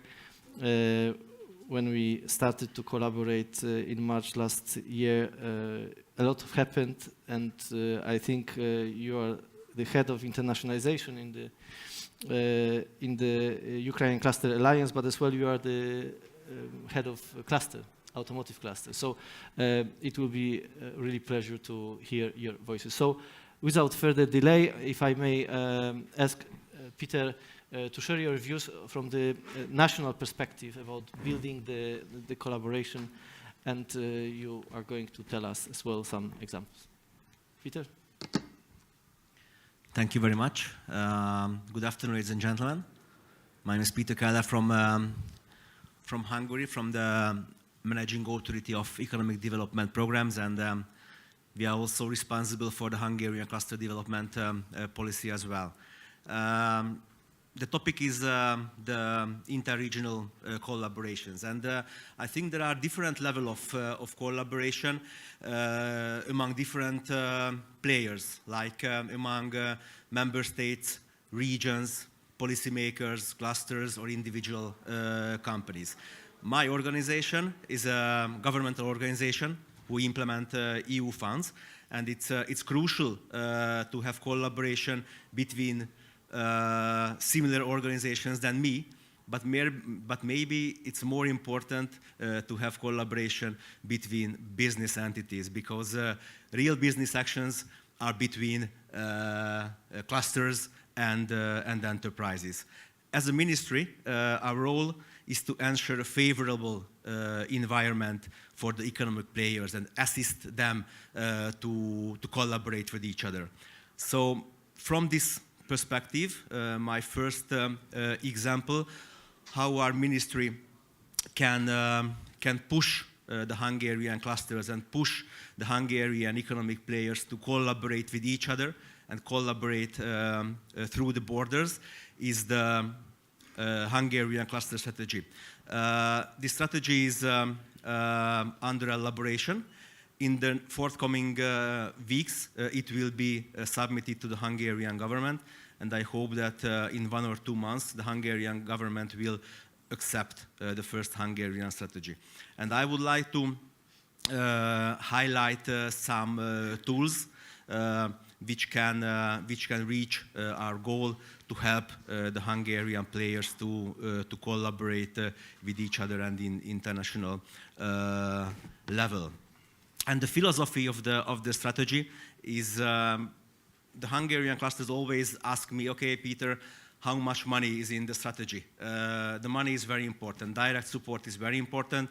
But as I mentioned, as a ministry, as a government, it's much more important to provide a supportive environment and set up structures where the key players, the universities, enterprises, SMEs, small and medium-sized enterprises, large enterprises can work together.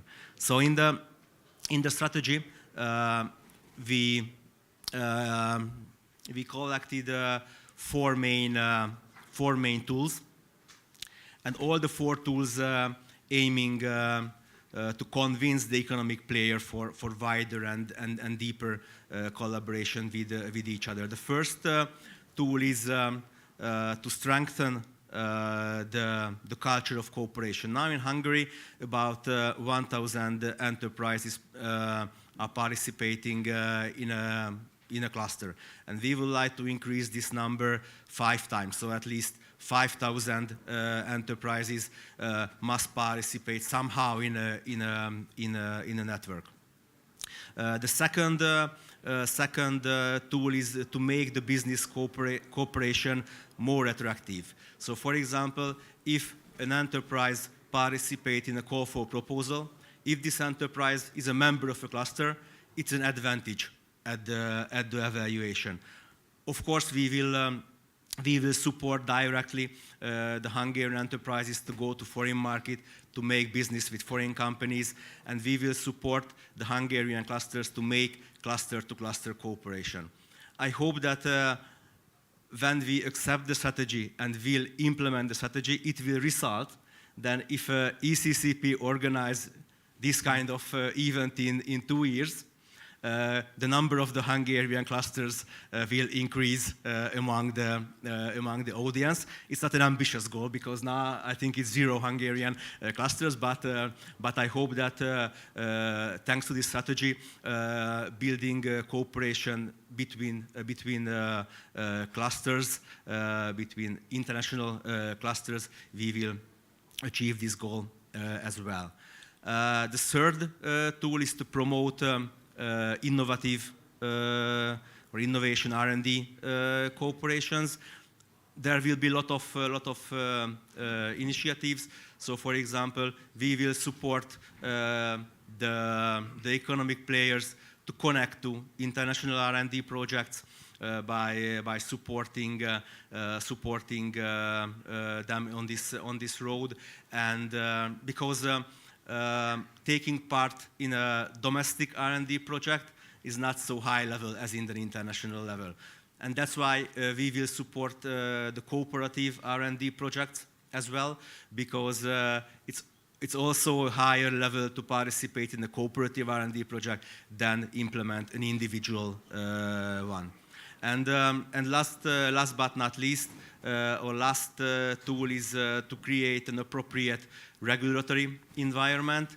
We will use a 3-level cluster system in Hungary, the startups, the professional, and the innovation clusters. And it's not a secret that when we will assist, when we will measure the achieve of the Hungarian clusters, we will measure if they are participating in an international collaboration or not, if they are registered in the ECCP or not.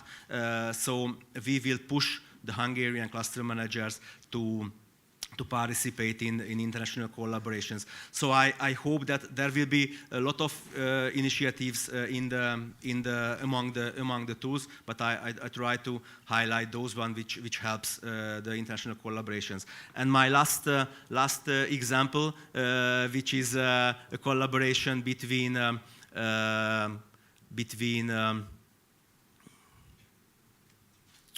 ministries. Okay. Harder, okay. Okay, yes. So it was a Interreg Europe project. The original good practice was that Hungary has a so-called Night of Industry 4.0, when we open the frontrunner Industry 4.0 companies open their gates to the public.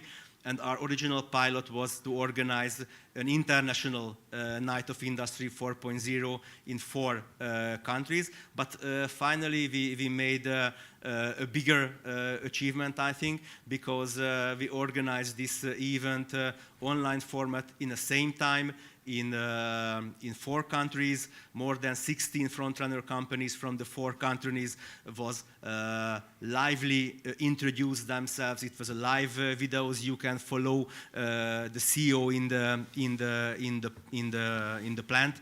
So the online participants could follow the event live. They can jump among countries, and all the followers could see 16 Industry 4.0 frontrunner companies, which I think it was a good example of inter-regional cooperation, which led by managing authorities like us. Thank you very much. Thank you, Peter. It was the views from national level, and actually what I would spot here is that you developed cluster strategy in your country. So, I mean, we've been talking in different regions and countries in Europe. We have ups and downs for cluster policy, depending on the political commitment, depending on policy officers who are driving this, administration, governance level capacities. So we are extremely interested as well to work with you further on the implementation of this cluster strategy in the context of work of the European Cluster Collaboration Platform and Ukrainian Cluster Alliance. But before, we will come back to this later, but before, let's move to the EU level. And here I'm happy to have representatives of these two DGs, which actually are working on, as in terms of Director General DG NEAR, on integrating the countries which are neighboring EU and aligning with EU activities. And our colleague from Director General for Regional Urban Policy, who is working on European territorial cooperation, integrating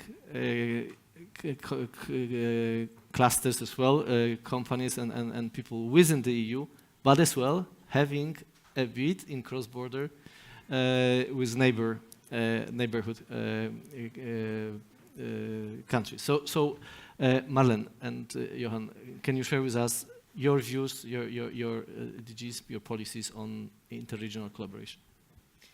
Thank you very much. I will try to be brief. This is something I could talk about for very, very long time. But fortunately, we have the entire day and tomorrow as well to exchange. So if I go too briefly on some topics, you're most welcome to also grab me later on. It's a huge pleasure to be here and to present the work of the Commission at this event. I've been working personally on European economics and European competitiveness for many, many years. And there are three things that will always be important in that context, and that is SMEs, it's European integration, and it's reforms. And it's therefore, for me, a huge pleasure to be here today to meet businesses, to meet people who are engaged in creating those good environments for our companies in Europe and for the integration.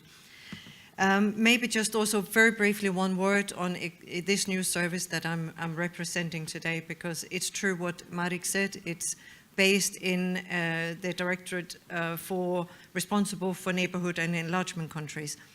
But actually the service was set up and is very new. We've only existed since 1st of February this year. And it was a decision made by the European Commission to create an entire directorate for Ukraine, exactly because of the importance we place on the support to Ukraine and of the Ukraine's future role and place in the European Union. We are working closely with all parts of the European Commission in this endeavor. And personally, I'm very closely involved in everything related to the economic policies and the sectoral policies, so thereby, of course, also the huge importance of the integration, the SMEs, the clusters, and the facilitating the trade and that integration. I just wanted, because we're such a new service, to just mention this. Now, one thing I would say first is also, it's been mentioned a few times already, but I think it's worth mentioning it. On the 23rd of June last year, there was this very important decision on recognizing the huge importance of the European perspective and to grant Ukraine candidate status. This comes with a lot of other efforts towards integrating Ukraine, towards helping Ukraine and working closely with the Ukrainian authorities in also preparing the reform agenda so that the Ukrainian enterprise has access to the European market, so that they can actually make the full benefit of trading with European companies and accessing the single market. This candidate country status is really a game changer for the private sector in Ukraine. But it's also very important for the EU and for the companies in EU. We've seen it with all the other big enlargements we've had in our recent European history, the huge importance that has for the enterprises, but also the massive impact it has on the European value chain and changes to the European value chains. And this is something we're focusing very much on and trying to help. It's a transition on both sides that needs to be facilitated. We're also, of course, working, because in order to make this possible for the enterprises and facilitating this integration, we also need to make sure that we're working very closely with the Ukrainian authorities on issues such as rule of law, fighting against corruption, reducing the influence of vested interest, and fighting against money laundering, because that way through we also increase the confidence in the integration and in the doing business with each other. So this is also very much on our agenda. We're also working hard with all the international donors. We have the coordinating role, the EU, in working with all the international donors and helping facilitate also trade that way around. It can be one big issue we're working very hard on at the moment is also addressing such issues as how to protect the private investment so that we can facilitate the foreign investment also in Ukraine. But these are just a few little areas where we are working very hard. We have also, as was mentioned earlier, on the financial side, worked on trying to mobilize support in many different areas. This is areas such as humanitarian aid, macro-financial assistance, budget support, emergency assistance, crisis response, and support to Ukrainian refugees in the EU, and helping them being able to continue to work and be part of the labor market, whether in the EU or still supporting the industries in Ukraine. And through this, as Ruta also mentioned earlier on, we've actually already provided support in the area of 67 billion euros. This is quite substantial. We're also working on identifying areas and prioritizing sectors needing further support. We are working very closely with the World Bank and the UN. Thursday last week, we adopted a report in Kyiv where we had identified the damage and the needs assessment with a particular focus on 2023, in order to support those sectors where it's most needed, both for the Ukrainian economy, but thereby also for the enterprises, and where are the business opportunities, where are the potential for cooperation and integration. But on the more kind of single market aspects, we're working very, very closely with them on trying to facilitate the trade via the solidarity lanes. We need to be able to have also, the physical trade possibilities. We are all aware of the difficulties it's been for Ukraine in getting their goods out of the country during this horrendous period they've been through. And we have been working both on the solidarity lanes, which has really been a milestone that we managed to negotiate through last year, and which we're constantly working on trying to secure prolongations of. It's not always an easy, straightforward process with the partners we're working with on this, but we're investing a lot of energy with it together with colleagues in other parts of the Commission.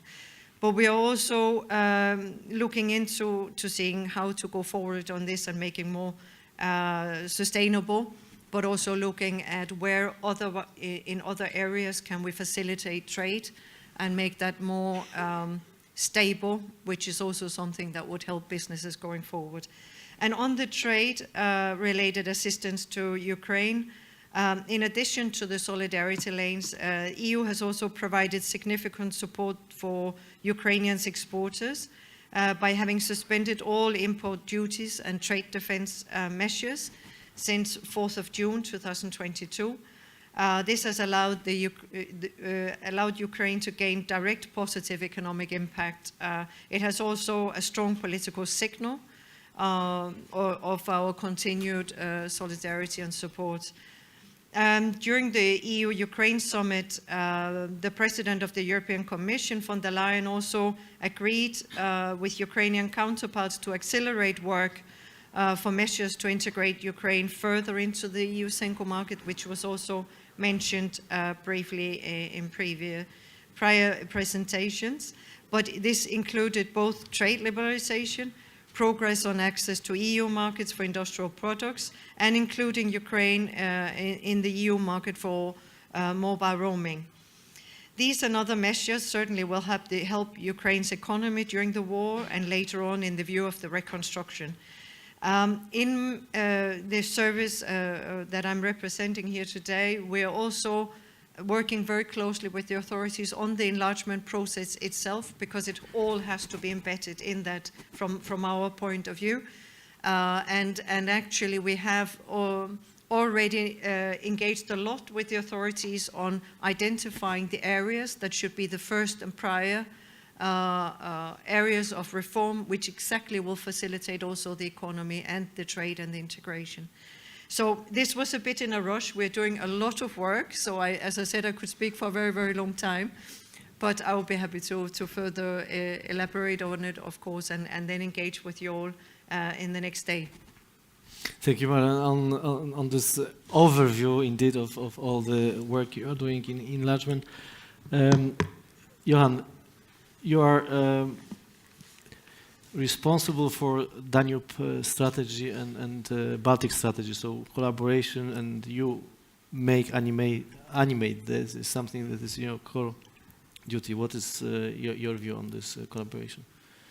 Well, there are I say, like Marlene said, there are so many things to say that I could talk for a very long time about this, and you probably won't even like to listen to me for that long, so I'll try to keep it short. But let me just say two things before I start to reply to your question, Marek.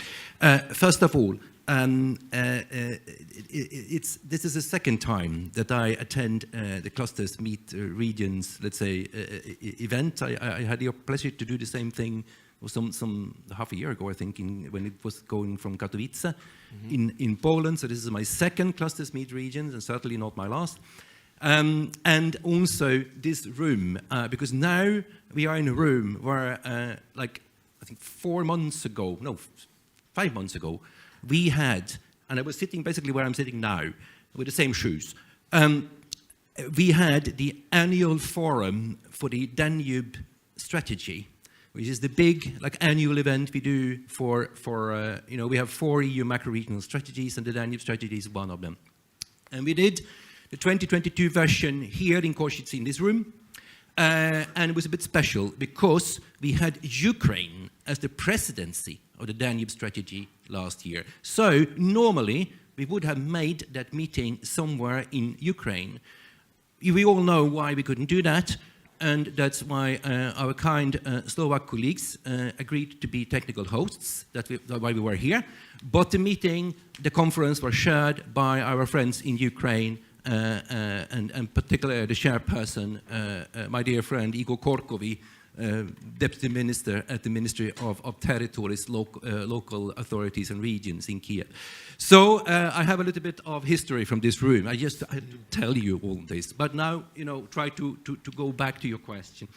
I think the DG, so I come from, as Marek said, another part of the European Commission, the DG for Regional Development and Urban Development. And we are responsible, we work with EU cohesion policy. Now, what is that? To put it in a possibly a little bit more simpler way, we have 2 big funds, the European Regional Development Fund and the Cohesion Fund, that are part of this policy. And we really, so the whole aim is to work to support the regions, the territories, the local authorities across Europe. We really have a territorial approach to this.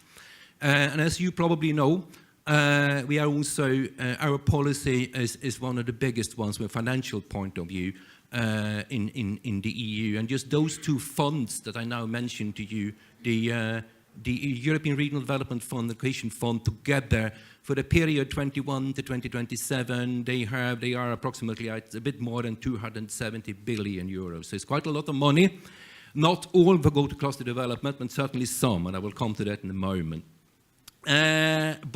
So really, a very big important part of our policy is to facilitate, to help, to support business. Obviously, the focus is very much on small and medium-sized companies, but not only. So we really see that a very important way to decrease this development gap, that we still see between the regions in Europe can be facilitated, you know, through the development of business. It's very, very important, obviously. But we also see that, but I think particularly small and medium-sized companies, possibly also, well, larger companies sometimes,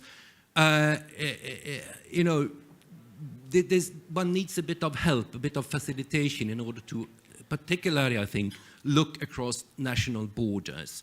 And that is where we come in a nutshell, because our programs is also very much about cooperation. And let me give a very, very, very brief overview of these types of programs. I'm going to give you much more details tomorrow, but just to give you that you get a flavor for this. So, first of all, we run, well, together with our colleagues in the member states, obviously, because we really work in something we call shared management. So it's the member states who select projects and so on. But, so, we have, first of all, big national and regional programs, and there is one such program here in Slovakia. It's called Slovakia, which can do very many things, and among the things that it can do is to support cluster development. And I will talk more about that tomorrow. So this is one type of programs. That's really, if you like, at the European level, where the big money is. But, and it's also interesting to say that these programs previously were very much focused on, you know, on their country, on their region. But with the new regulatory framework that we have for this period, we have opened up the possibility also through such kinds of programs to support projects in neighboring regions and also across to, you know, to the neighboring country and even beyond the border of the EU. So one can also support projects working, for example, Slovakia, Ukraine within this program. So that's a bit new. It's a big development for us who are very much in favor of cooperation. Now that's, you know, one type of programs. But then, from the same fund, from the European Regional Development Fund, we also have programs which are specifically focusing on cooperation. And those are the programs that I'm sure many of you have heard the word Interreg, interregional cooperation. And we have, well, I'm going to tell you 3 different types of such kinds of programs. The first one that I want to mention is what we call cross-border Interreg programs. And this, it started off with cross-border programs between EU member states. But again, to cut it short, what we now also have are cross-border programs between EU member states and non-EU member states. And here, again, looking specifically at Ukraine, there are 5 such programs that we have, cross-border programs in which Ukraine is participating. And I'm going to tell you more about that tomorrow. And these programs are up and running, they are opening calls, and they are fully operational. So that's one type of programs, cross-border programs. Now, Interreg, okay? Then we have another type of Interreg programs, which are called transnational Interreg programs. Now, what is that? Okay, they contain more countries than, you know, just the cross-border. So it can be a whole kind of region, a macro region, for example, a Danube region. And that's why we have the Danube transnational program, which is now called the Danube Region Program, which covers all countries in the Danube region. And here again, they have specific possibilities to support cluster development. And then the third type of Interreg program that I'm going to mention is such programs that cover the whole of the EU. And then we have one such, and Peter mentioned it already, Interreg Europe, it's called. And that program can support very many different types of things, but certainly also they are very active in the field of cluster development. So again, to cut it short, all our programs can support clusters. We have provisions for that in our regulation. The programs themselves look a little bit different because it's, again, it's what I call shared management, which means that these programs are written, they are drafted by our colleagues and stakeholders out in the regions and in the countries. They put them together, the Commission approves them, but it's really, you know, it comes really from the lower level, from regional level, from national level. So they look a little bit different, but they certainly all can support clusters. I also want to say one more thing, and that is that we from our side, you know, one of the kind of aims of cohesion policy is also to bring in not only the regional level, but also the local level, local people, local business into the policy and try to support them. And that's also why this is important. And when we say local, we have a tendency, you know, to look at our village, our municipality, whatever we are, but but don't forget, because there can be a national border, and then, you know, people think away the thing that is on the other side of the border. But that's also local. If you can live in a kind of a cross-border area, like two cities which are built together, and they are on both sides of the border.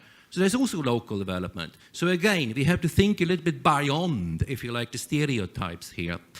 We have a lot of information about this. There's loads on the internet.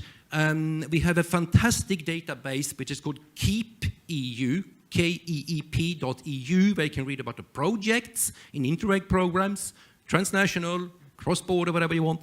And we also have another fantastic database where you can see the allocation per program. And there's even a specific section where you can see the allocation per program for Interreg and for different types of you know, activities there.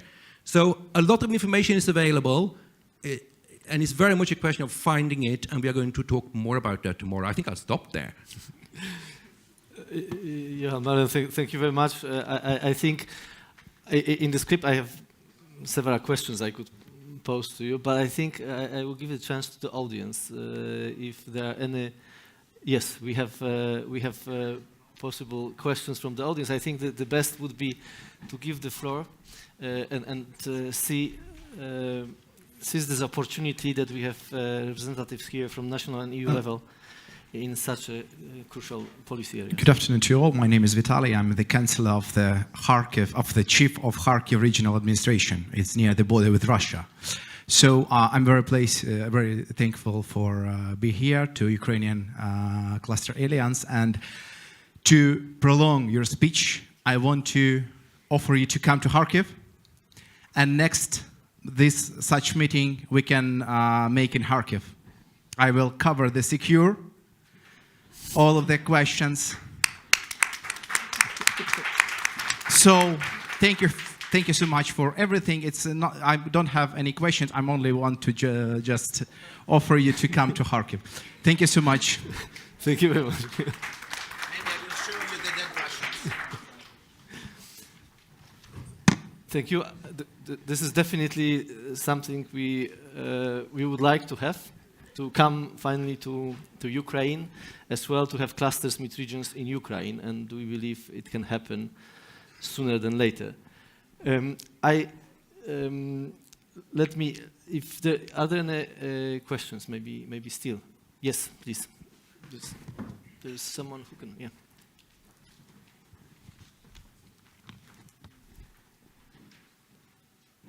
Hello, my name is Sebastian Enkiewicz. I've got already occasion to cooperate with Olga, and also one of our cluster members, we are the Polish metal processing cluster, have one of the filia in Kharkiv. And we was in Kharkiv since 1 year and more, so we know what does it mean to work there, and Ukrainian workers are in Suwałki, are in Białystok, the children from the Crimea also, so we know how hard is the cooperation. And I've got occasion to meet Marek in Vilnius, in Prague, and the question for our side, when we will have concrete possibility to realize common projects with our partner from Ukraine.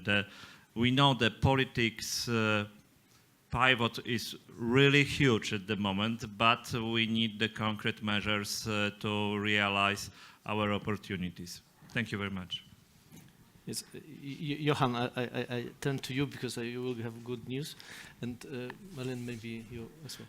Yeah, if I can try to reply to that, well, I can start to try to. Perhaps you want to come in, but so as I mentioned, we have a number of programs, and some of them are cross-border. For example, Poland, Ukraine, and Slovakia, Hungary, Romania, Ukraine, and so on and so on. So these programs are open now. They have launched calls. I will give you a little bit more detail about which calls are opened tomorrow. But the principle, the general reply is that they have launched calls. You have to go on their website and see what they have open. So you should be able to submit projects right now. Marlene? Yeah, well, just to say that we are working very, very closely, both with other parts of the European Commission, but also with the Ukrainian authorities in identifying exactly those areas that will create barriers for cooperation with Ukrainian firms. But also to say, as I mentioned earlier, we're also fully aware that one thing is financial support, one thing is to address the regulatory barriers that might be there, and as I said, also the physical trade opportunities. But of course, there is also, because we cannot do everything at EU level, we cannot do everything at even with all the multi-donor level cooperation that we have.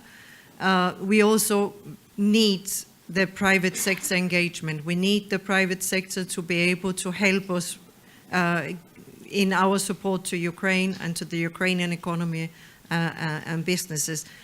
And for that, we are fully aware that one big issue is this thing about the war insurance to facilitate much of the investment needed. And we are working, I can assure you, literally night and day, on trying to find solutions. It's not easy questions, and we need to make sure that we're also coming forward with solutions that's legally solid and credible, because otherwise we will not get investors in to help either. But we are working very closely on it. I maybe just to say, when we were created as a service, it's actually the only country in the European Commission that has an entire directorate. It's just to stress a bit the huge emphasis we're putting on support to Ukraine in the European Commission. But there are many different barriers, so it would be difficult for me to give you a long shopping list, but I can only say we're really working very hard on addressing them. Thank you. Peter, on your side in Hungary, do you have already intention to launch calls? Calls related to for clusters to use it for policy objectives? Yes, of course. As I mentioned that hopefully in the next months we will approve the strategy, and after the approval, I hope that a bunch of the calls will open.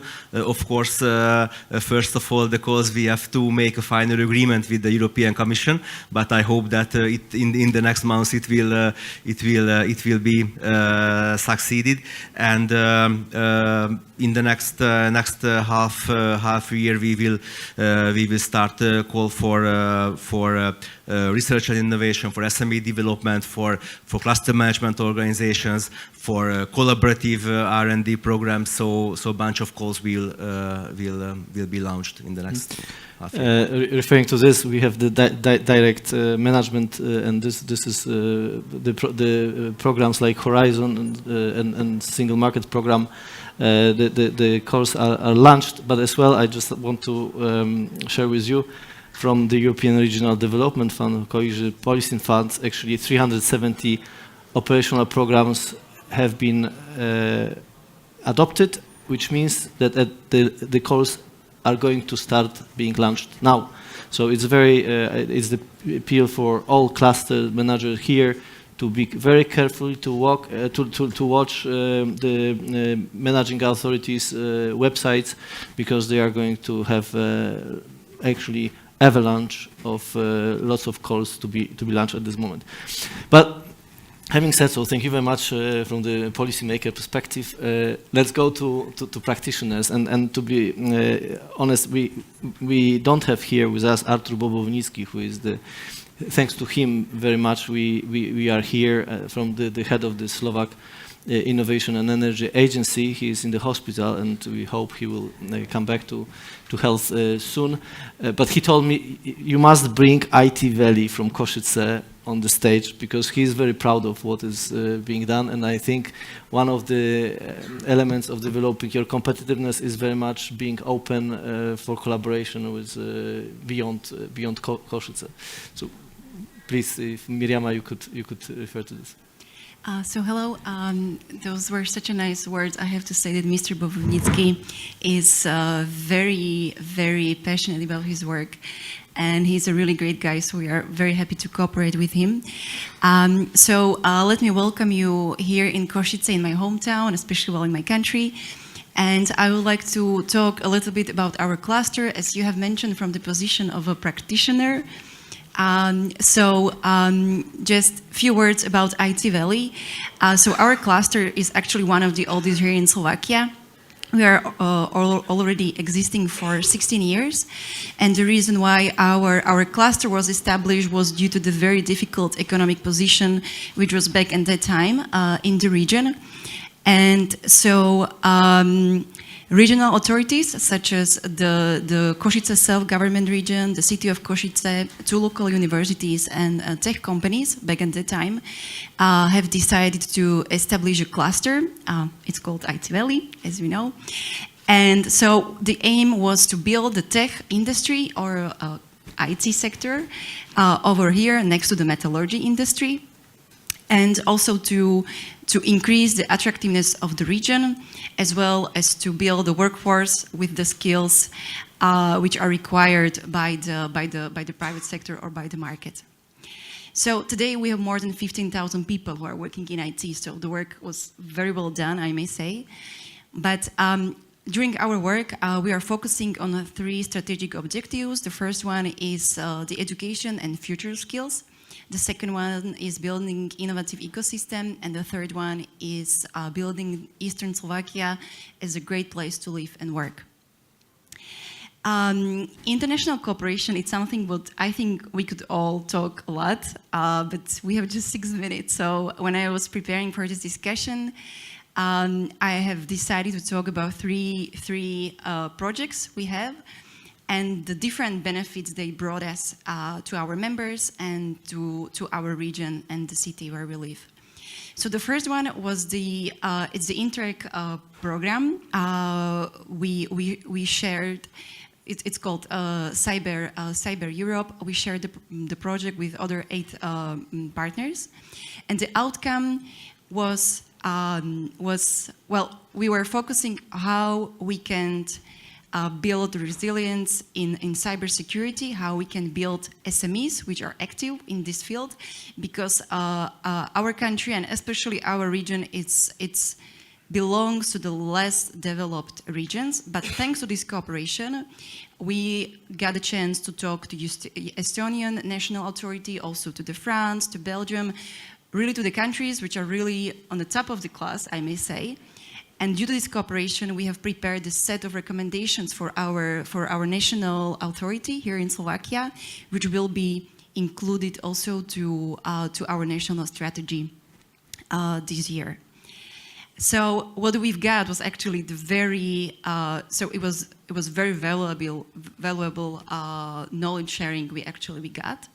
The second cooperation, it's the cooperation between Slovakia and Hungary. It's a bilateral collaboration. We are focusing on how we can build digital skills here in the region of, it's called Abov. It's like the historical region. And so we share the knowledge. Also, we share the resources.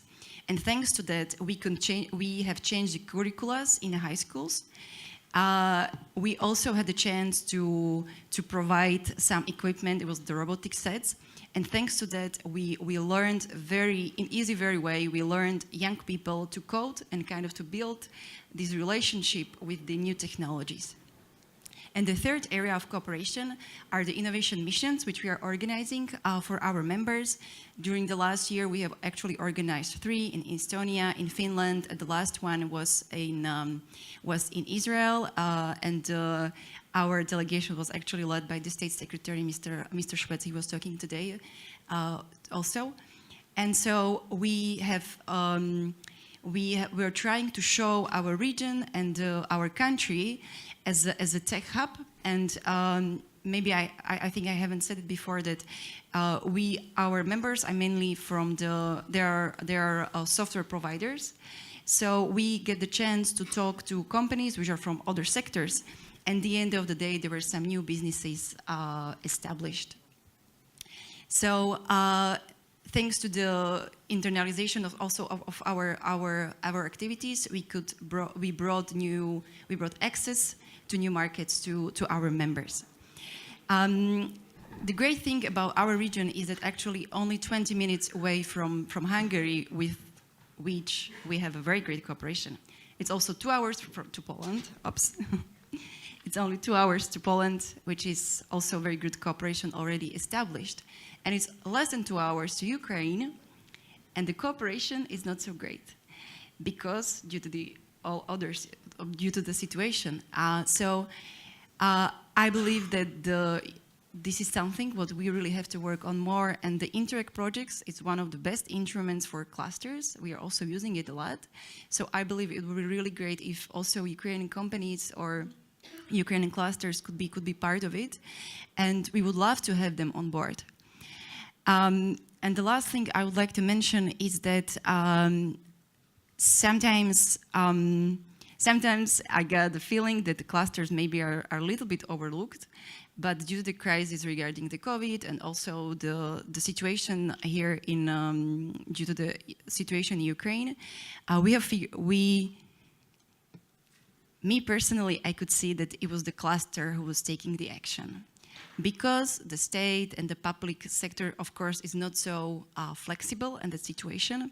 And when the war started in the 24th of February, in a very short time, in 48 hours, we could provide to the state and also to the region the apps for the people who are coming to Ukraine to find accommodation, for volunteers to sign up for their work.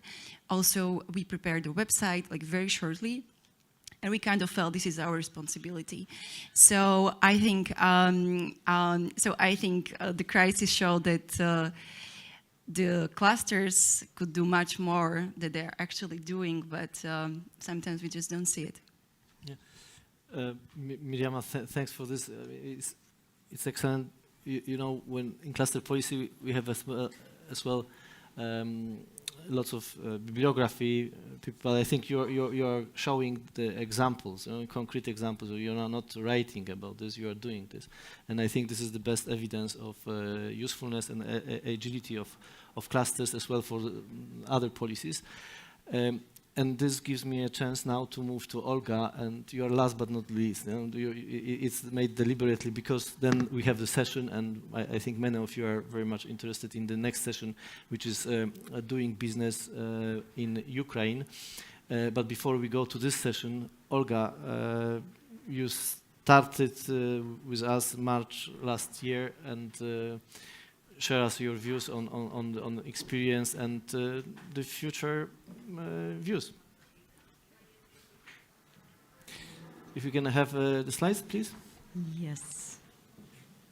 Theodora? Oh, good.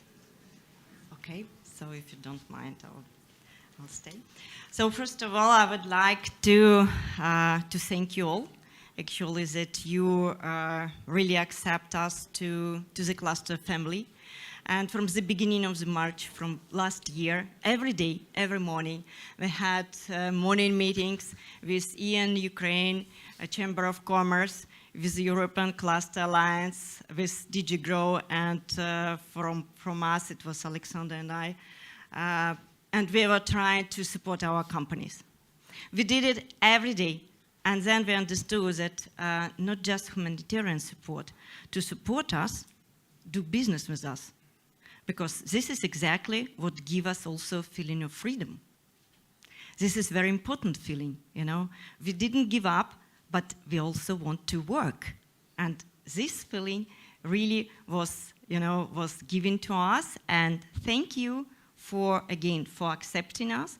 And exactly already in April, we had already 3 matchmaking events with Polish clusters, with Polish metal cluster, with automotive cluster, with Celestial cluster, and we invited a lot of Ukrainian companies to participate in. And we did it because we understood that we need to work with you. And please work with us. This was our message from the beginning. And that is why, you know, Ukrainian Cluster Alliance began to grow from the first days. In March, we were established already. And in, I do remember in July when we already participated in a global conference impacting Ukraine together with Alexander. And I just received a letter that there is a call for Cluster Meets Region. So would you like to participate? And I said, yes. And actually, thank you from Kharkiv. I'm also from Kharkiv. And I have submitted the form just running to the airport, you know, and I pushed the button. I said, we want to have Cluster Meets Region in Ukraine. Because actually we thought that the war should stop today. I mean, every day we were thinking about it.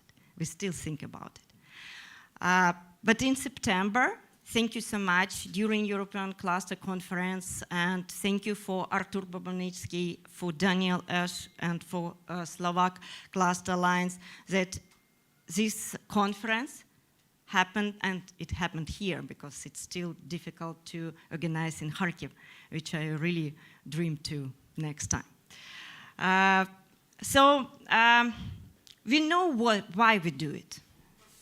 We know why all Ukrainians and all Ukrainian business do it. We know why Ukrainian clusters do it. Because we do not need Russian vault. We do not need this Russian bloody vault. We do need single market program. We need to be integrated into EU. We need to have, I mean, we do have the same values.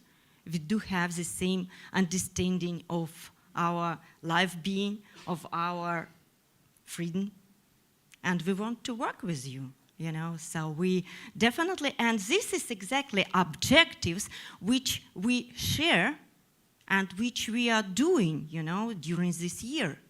Because we know why. Because we know how big impact to Ukrainian economy, to Ukrainian people, this single market and all these programs have. We know it and we do it. We do it with you. Of course, again, we were working so hard, and sometimes, you know, we were learning by doing, because it's absolutely true. During this year, we did so many steps, sometimes even more than for the last 10 years, but we are still learning. Sometimes we do not know how it works. Yes, we do have developed our strategy, our priorities, our instruments. So we do it, and we do it again. We do it every day. Right now, we do have almost 60 clusters, have you imagine? And many clusters are joining, and they are rising without any public support.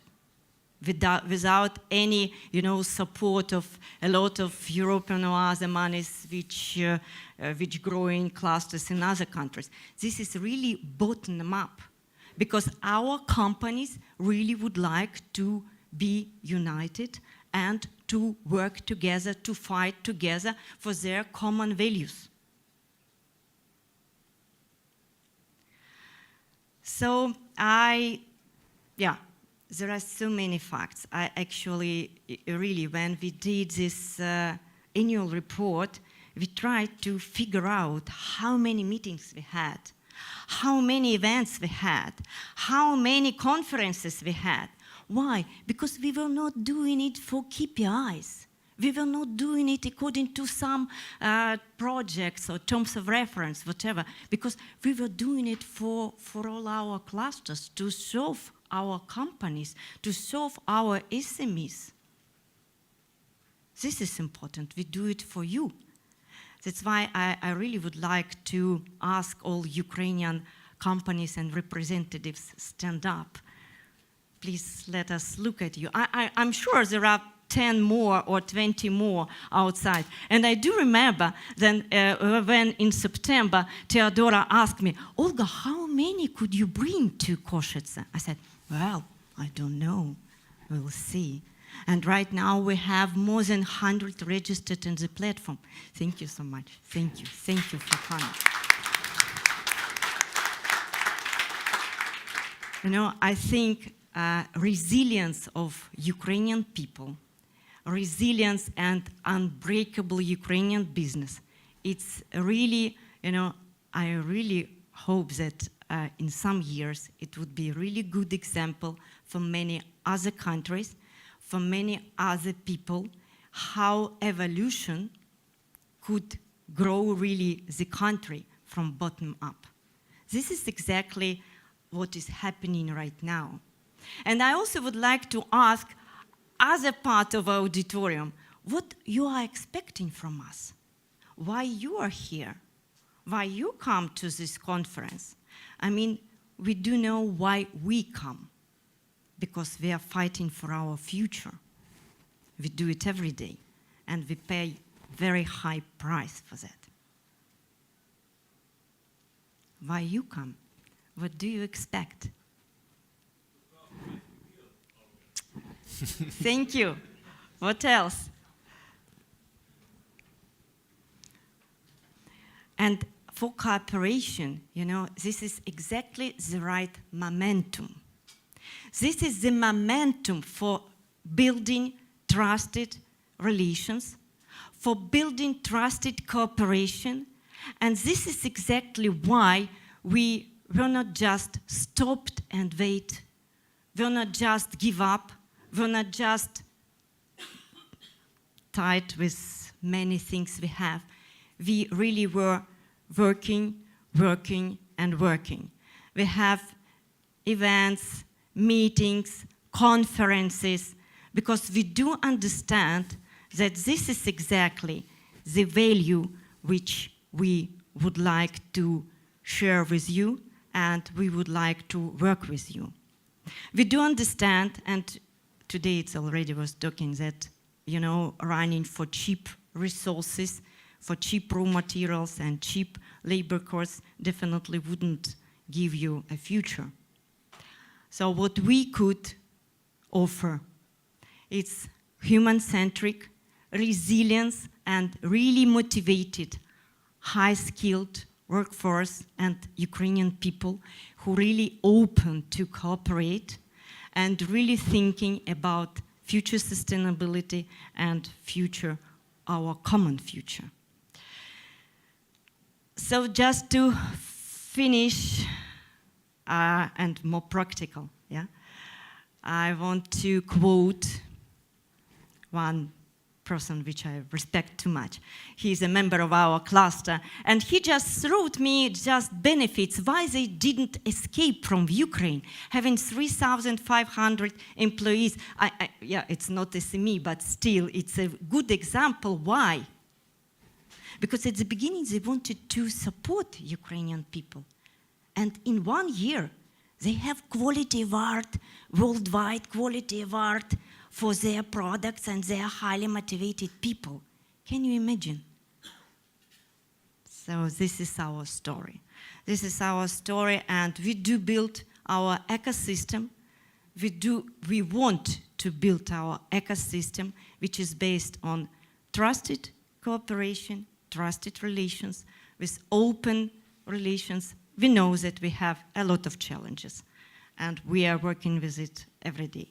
But still, we do it, and we, of course, what I would like to ask you, please stay for tomorrow, listen to our pitches, listen to our clusters, which came specially for you to establish this cooperation, and please use your momentum. And probably in some years, you also will have Worldwide Quality Award for cooperation for your business and partnership with Ukrainian companies. So thank you so much. Stand with Ukraine, doing business with us.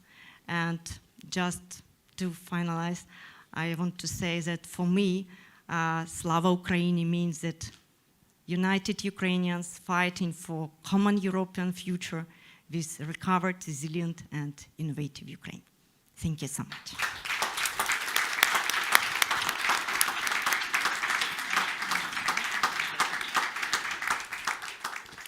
Olga, actually, I don't want to conclude this session. It's a very good introduction for doing business in Ukraine and with Ukraine for the next session when you will see practical things. And I don't want to prolong it anymore.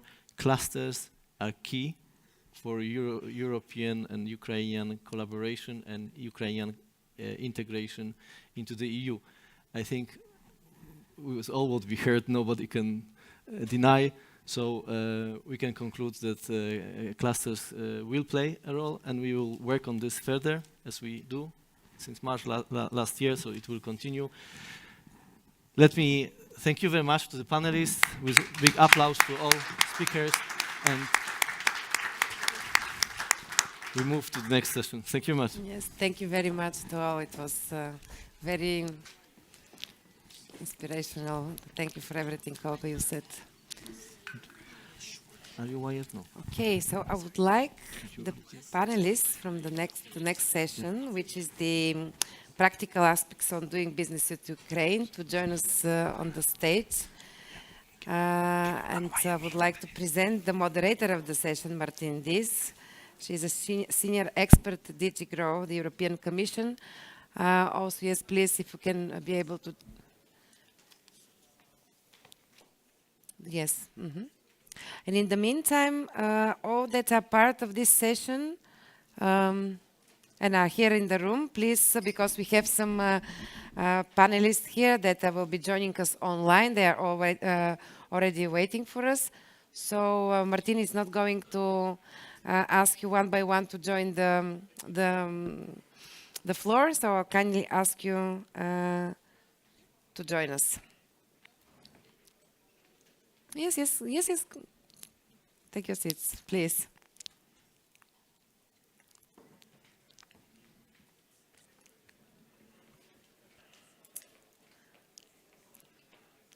Yes, Mr. Alexander Deluba, he will also join us. They're having a separate meeting, which he will report. But in the meantime, yes, we have. Perfect.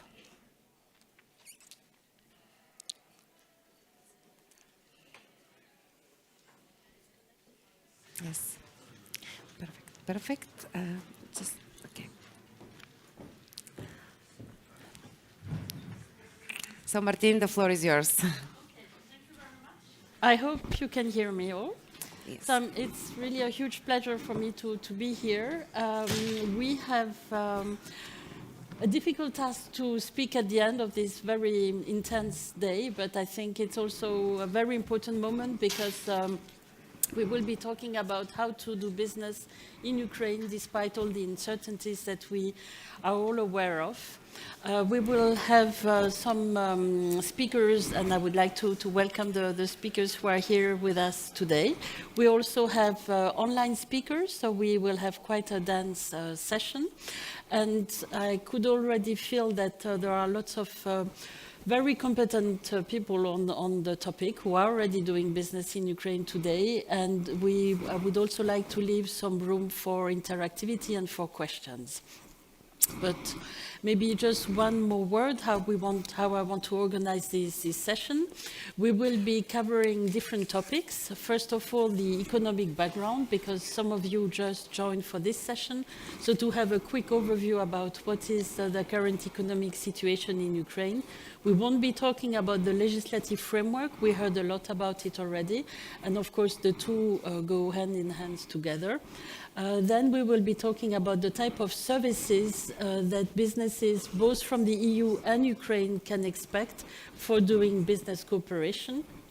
We will then be going into an important subject of investments.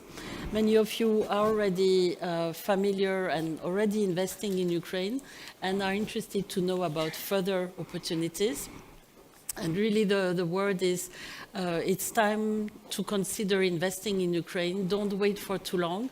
Many of you here are actors of change, and you know how important it is to be there as the first or the front runner. You will definitely reap more benefits of this position. And last but not least, subject that we will be covering today will be export credit insurance. And we will have also some speakers who will tell us about what is already available today in Ukraine. But before, as I mentioned, we will we have been also organizing a survey among EN and cluster organizations last month, to have a clear understanding about all the problems that you have been facing during the last year. And out of all those who responded to this survey, we got the information that 70% of you really had a bad impact of the war in Ukraine. They were affected by loss of clients, they were affected by supply chain disruptions, all business sector combined. 63% of the respondents also stressed that they do not have the necessary information about the business environment and the business opportunity. Hence, I think our session today is really appropriate and a very good timing for that. We also mentioned the importance of the private sector, and it was both Marlene Madsen who mentioned it, and also Prime Minister Shmyhal mentioned it as really a very important key player in the reconstruction of Ukraine. But as I mentioned, let's start first with our first online speaker, Volodymyr Panchenko. He's the head of the Analytical Center of the Ukrainian Cluster Alliance. So, good afternoon, Volodymyr. Are you with us? No? Ah, yes. Yes, hello. Hello, Volodymyr. So the first question goes to you.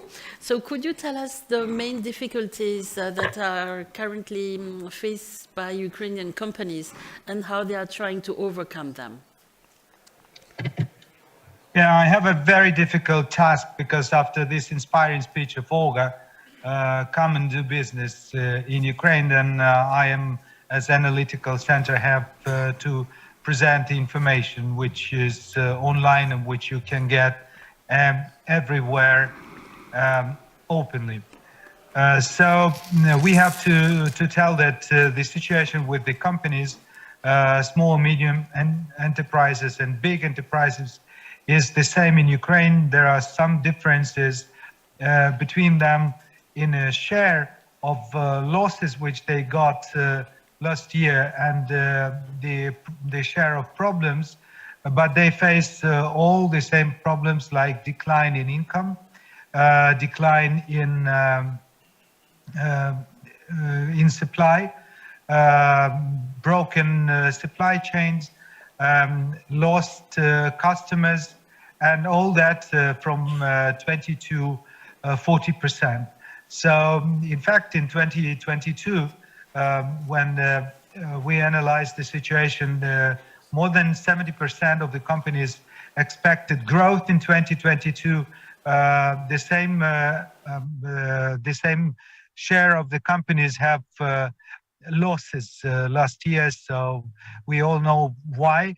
But a very difficult task to tell what to do, because the companies usually they run out of money, and more than 30% of the companies have their financial basis left only for half a year. And as the National Bank of Ukraine, in the middle of 2022, to curb inflation, increase the interest rate, then we have the interest rates of 25 to 27% yearly. in hryvnia, local currency. So last in this brief analysis is about the growing prices, which you in Europe have the same situation with the resources growing in price. That means the cost generally costs grow, but the consumer demand is down. We have high migration and also the general decline in consumption. So this is also a challenge to the companies, and also now the growing challenge is mobilization, which influences on the staff. Many companies lost around 10 to 15% of the staff. This is not much, but usually the patriotic part of people, they are engineers, IT specialists. In fact, this is the core staff of many companies. So there is also a challenge for the companies. What to do? How to make money together with Ukrainian companies? Well, the problems are the opportunities, as we know from SWOT analysis. So when we talk about the personnel, very big opportunity is on creating jobs for the qualified personnel from east and south of Ukraine. We have around Kiev and in cities like Vinnytsia, not speaking about the western Ukraine, we have a big number of people who have want to higher education in machine building, but they cannot find themselves in their profession. So those are tens of thousands of people, and you can find a qualified personnel to organize business. So this is really an opportunity, and also there is an opportunity to retrain people. Many of them cannot find job because they are not prepared to get jobs in psychology or philology because they are from the manufacturing sector, but retraining them is also possible. Also, the opportunity is to retrain and train people in rehabilitation centers. We have this demand, and it is growing constantly. So when we talk about the clusters, well, what clusters are to grow this year and next year? The clusters of manufacturing construction materials, the clusters of the construction, which I mentioned already, the clusters of metalworks, which is possible. So I know that there are discussions over there at the Košice Forum about the high-tech, high-end clusters, but we have to also think about what is the necessity of Ukraine today.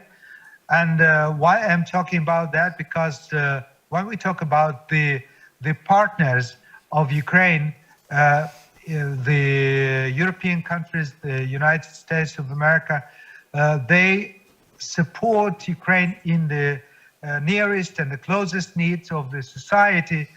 So to rebuild the infrastructure, the need is in the clusters which I mentioned just a few seconds ago.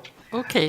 So also the cluster opportunity is for the financial services, which I mentioned the problem and the challenges that the companies cannot get financing in hryvnia, which is very expensive. So everybody who is coming here to give financial services will be successful. And also with the coming support next quarter and next year with the recovery of Ukraine, with the help of the international partners of Ukraine. The consultants have to be ready to prepare all the documents for the recovery, because when the time starts, you have to be ready with all permissions for buildings, for facilities, and for start of your business. Okay. Thank you very much. Yes, thank you, Volodymyr. I would like to pass on the floor now to Gennady Chizikov, who is the president of the Chamber of Commerce of Ukraine. So, Gennady, we have already been in touch several times, and I know that you are really very keen in encouraging many SMEs and clusters to come to Ukraine, to invest in Ukraine. Can you just tell us also briefly why is the good time now to do business with Ukraine? Very simply, thank you very much, Martin, for this opportunity to take part in this conference and to answer your question. 1 year of the war passed, and Ukraine, if I can say, continues to live in the situation on war and life balance. You heard today a lot about the difficulties. Our GDP down nearby 30%, inflation it's nearby 30%. Unfortunately for us, for Ukraine is a export-oriented country, and our export also down. They go down nearby 30%. But from our side, we speak today about the possibilities. We speak about the resilience. And from what for us, it's very important. For Chamber of Commerce, Ukrainian Chamber of Commerce, we have 25 offices in every region. And 95% of our members, first of all, this is small and medium-sized businesses. And for us, for Chamber, it's very important what most of Ukrainian business, our members, try to continue their activities. And we calculate what, after the very difficult period of time, and first of all, first months, now nearby 85% of our members, the Ukrainian exporters, continue their activities. It's demonstrate the big spirit of Ukrainian business entrepreneurs and our desire to work. And what's interesting, we have a lot of contacts with our international partners, and more international companies already are seeking to invest, to think about the future, how they take part in the future reconstruction and rebuilding of Ukraine. It's also very interesting. Despite what our GDP and export down, we lost, unfortunately for us, in the eastern part of Ukraine, it was occupied or destroyed nearby 70% of our capacity to produce the steel and metal. At the same time, we see the growth in such type of industries. It's a unique situation. Our IT sector demonstrated growth. The innovation sector of economy also demonstrated growth. It's demonstrated that Ukraine are open for big challenges. Of course, Ukraine also associated with the huge potential of the agriculture sector. In the pre-war period of time, Ukraine exported nearby 100 million tons of different type of products. First of all, agriculture, steel, and other products. And now, of course, it's very difficult because 2/3 of our border is closed. You understand why. We have only 2 opportunities. It's Port of Odessa, Green Corridor, and it's very important for not only for Ukraine, but also for all world, because due to this opportunity, our grain, our corn go to the country what's very much needed in the food in Africa, in Asia, and many other countries. But this, for me, like a person who connected with the business, who united business, for me, very important what Ukrainian business is very much survival, demonstrated resilience and the desire to do something. Of course, due to the war, our market became a little bit smaller, but what's Ukrainian business doing? We're looking for new opportunities in Europe. And due to, as you know, the Ukraine got in the June of last year, the candidate status to the European Union. And this opportunity gave the new challenges and new possibilities for Ukrainian businesses to work more actively internationally. And export for us became very important. And we are very much appreciated, the European country, first of all, members of the European Union, for support our neighbors, Slovakia, Poland, Romania, Moldova, and many who we see a real support of this country in support of small and medium-sized business.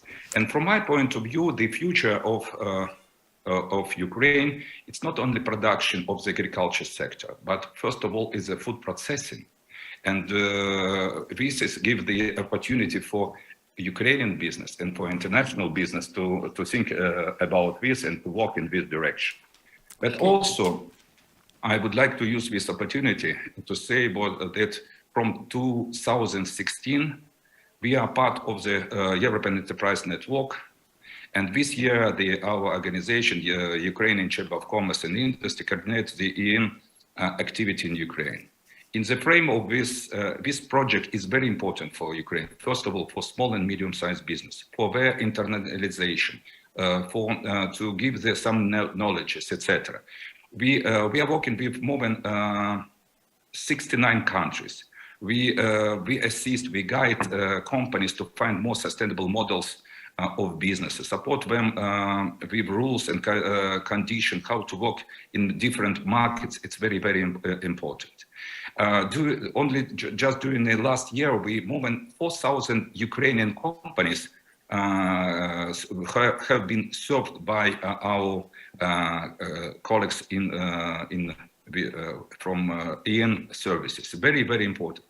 More than 500 unique clients got the personal support of the EN advisors. It's very important, especially for Ukraine and for Ukrainian business, for small business in this special period of time. And I would like to say from the name of the Ukrainian Chamber of Commerce, that type of activities of our friends and partners first of all, from European countries is very important, and Ukrainian business feeling this, and we would like, and Ukraine would like to be not like just a partner. We would like to be a positive partner for European countries. We would like to work together according to the rules in Europe and to be very positive in this.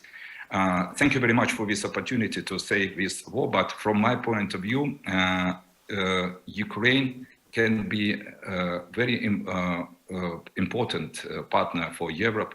Ukrainian business will play some role, and from my point, important role in the future. And we, like Chamber of Commerce, will do our best for this.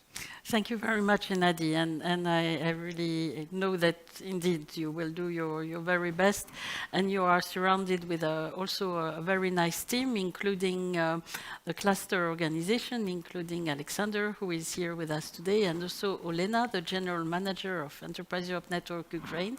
So for those of you who are here and have specific questions, I invite you to contact them during the course of this conference. In Ukraine, we know that there are other interesting organizations who are also helping very concretely small and medium-sized companies to go international, to innovate, and who want to export abroad. And I would like now to ask Andrei Litvin to join us. Andrei is the Deputy Director of the Ukrainian Entrepreneurship and Export Promotion Office. So, Andrei, welcome to this conference. Unfortunately, you couldn't be with us physically, but I know that you are very eager to tell us all about the type of services that you can offer to help Ukrainian companies to enter EU markets.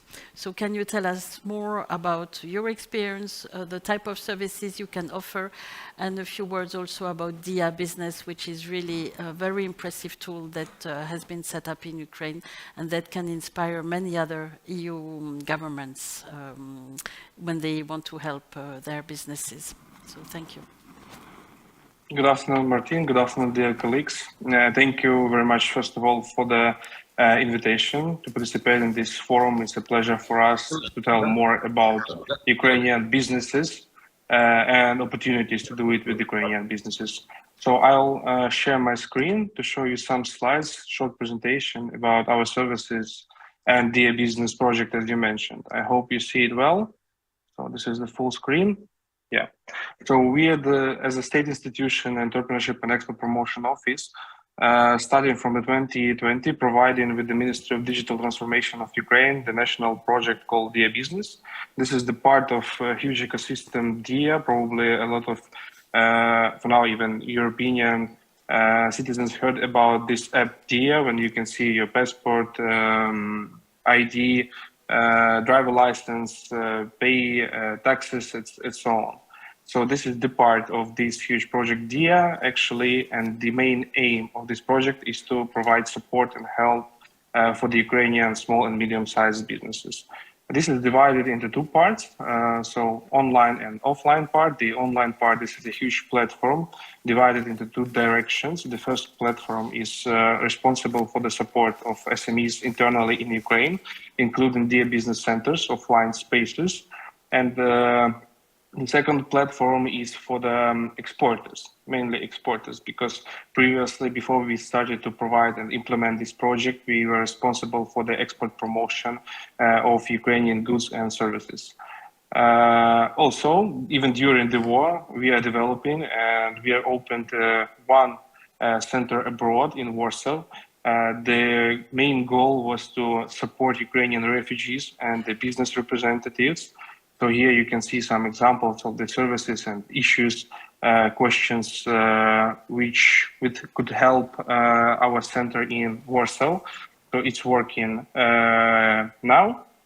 And also the center, one of the goals of the center is to promote Ukrainian products internally in Poland. A few months ago, we launched a project for the 20 Ukrainian companies, which also will be promoted internally in Poland. And now about sourcing services. This is the main service for foreign buyers. As my colleague Olga Trofimova told, do business with Ukraine. This service is for foreign buyers who would like to do business with Ukraine. As we usually talk, we don't need support for the Ukrainian business, we need contracts. This is the main issue and the argument for us to work, because now there is a really decrease in internal market because of a huge migration. So export is an only way to survive for Ukrainian businesses. And we are providing a service for foreign buyers to look for the Ukrainian company. So how it looks like, the foreign buyer could send us a request for any company for any sector, and we are providing the long list and short list of Ukrainian producers to the foreign buyer, with the following organizing of the meetings and facilitation of the negotiation for the first steps. So this is how the procedure looks like by the steps. The first customer requests to the EPO. We are sourcing the Ukrainian companies, making a teleconference via Zoom, Google Meets, any other tools, and search for quality and suitable suppliers, and then B2B meetings. So even during the war, we have cases with the contracts, and I'll provide you an example. The main benefits, so we are the government agency, so there is a status and reputation. We are providing only verified companies to the Ukrainian registers and the companies after the checking by our employees.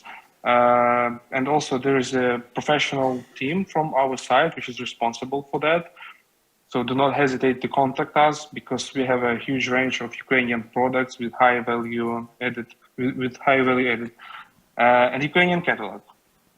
So this is the first step. You could see to the Ukrainian companies. We added on my slides QR codes. So you can go directly to the website, see the Ukrainian companies which were already checked. And if you're interested in cooperation, just request an assistance and we will contact you and provide the necessary information with the information of the company representatives. go into the next slide. So this is an example of our cooperation with Denmark retail chain Coop. So the story is very simple. The company was interested in Ukrainian products, firstly to support Ukraine and Ukrainian companies. They came through the embassy to us to screen the Ukrainian companies and Ukrainian producers what could be interesting in Denmark. And 4 Ukrainian companies signed the contract. And what's interesting, the buyer came to Ukraine in July the previous year to see the Ukraine, to meet the Ukrainian companies. This is very important. So we inviting people to have meetings also in Ukraine to see that production is working, because this is extremely important. And we see it during our participation at the international exhibitions, that people have to understand that Ukrainian business is working. Yes, we have a full-scale war, but we are working and we are delivering the products, the services, whatever it takes.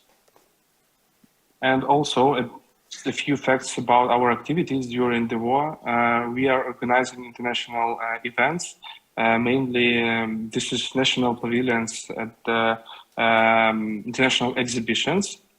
So even during this year, the 3 months, we had 3 national pavilions at international exhibitions. The first one was for the furniture sector in Las Vegas, United States of America. And after this exhibition, we have 4 signed contracts. Also, the second exhibition was BioFar, when 23 Ukrainian companies presented their products. This is exhibition for organic. And what's interesting, organic is one of the sectors which increased in export during the previous year, as well as IT sector. And also, like 2 weeks ago, we came from the Euroshop, the biggest retail exhibition at the world. Also, we represented there with the National Pavilion of Ukraine. And as well, you can see here the platform. For example, if you would like to buy any Ukrainian products, we, with our partners, created a platform called Made with Bravery. So this is like e-commerce platform where you could see the Ukrainian products from small and medium-sized businesses only. And here are my contacts. So if someone interested in cooperation with Ukrainian businesses, please contact me directly. I am responding very quickly. Thank you.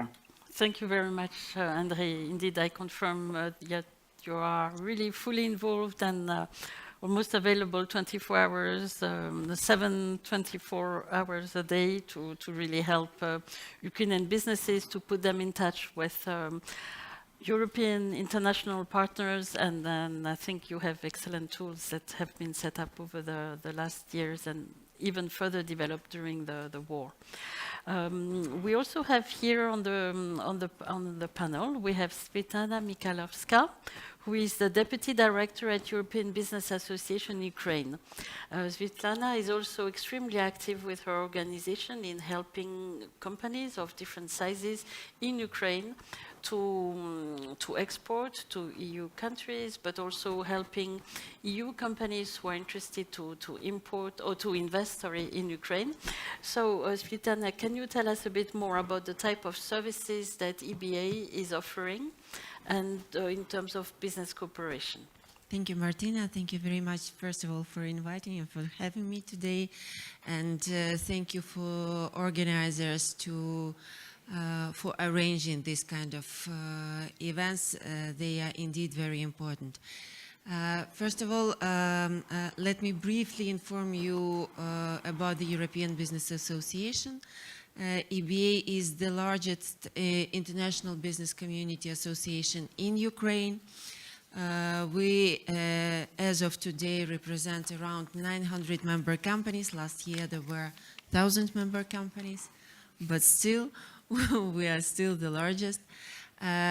Within the association, we have over 27 different committees bringing together companies depending on the industries they work or on the topics they are focusing on. And even during the war, the number of initiatives and appeals from business communities never dropped down, but rather increased. And last year, we established 3 new committees within the association. One of them is about business security, bringing together companies dealing with the security issues, cybersecurity, physical security, asset security, due diligence, etc.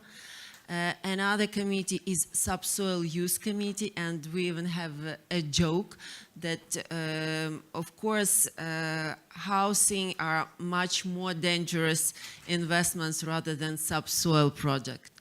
And Recovery Ukraine Committee, bringing together companies that have already committed their involvement in the recovery projects. So our primary activity obviously is advocating and lobbying for legitimate interests of member companies, but also we do a lot in terms of European integration and inspiration of Ukraine towards European Union. EBA was deeply involved during the FTA negotiations, negotiations, and at this stage we are also deeply in collaboration with the European Commission, with the delegation of the European Union to Ukraine and other European institutions to support both Ukrainian government and Ukrainian businesses to get ready to new highly standards. By the way, the session before, when it comes to single market and initiatives, one of the priority for EBA for both European companies doing business in Ukraine and for Ukrainian companies interested in doing business in Europe, ACA and signing the ACA is one of the major priority.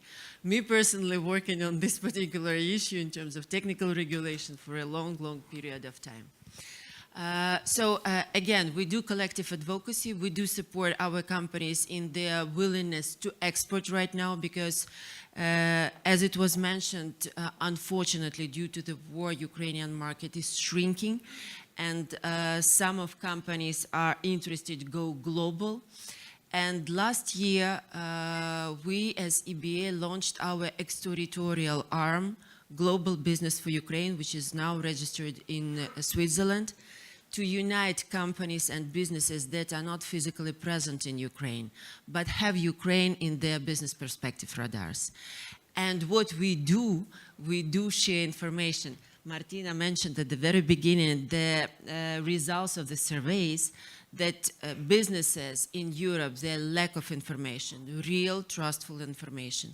Since we do monitorings and researches around our members, we share this information with potential newcomers to Ukrainian market, the real information. We do not force them to invest right now because obviously it's quite risky. But in this case, I hope we will touch upon this topic in terms of risks insurance and investments risks insurance. That's another lobbying initiatives we do on behalf of European companies interested in doing business with Ukraine. At the level of the European Union, we arrange a number of events in Germany, Poland, to spread the information and current opportunities that are already available through the export credit agencies and through different other mechanisms in terms of access to finance. And last but not least, but I would really want you to know, because I'm really flattered that not only me, but lots of speakers before said that we're really grateful and thankful for European Union, for European companies and European people for your support, for what you do in terms of humanitarian need, financial, macro-financial, and obviously army support. But what we really need in terms of sustainability when it comes to economics, really we need to do business together, to be profitable with each other. So just for your understanding about the current situation from the field in Ukraine, despite the war, thousands of companies emerged. Around 3,000 new legal entities were registered last year in Ukraine, and 200,000 private entrepreneurs were registered in Ukraine. This Monday, we had our EBA board meeting, and one of the CEOs of our boards, Bayer CEO, he encouraged other board members to go to Opera.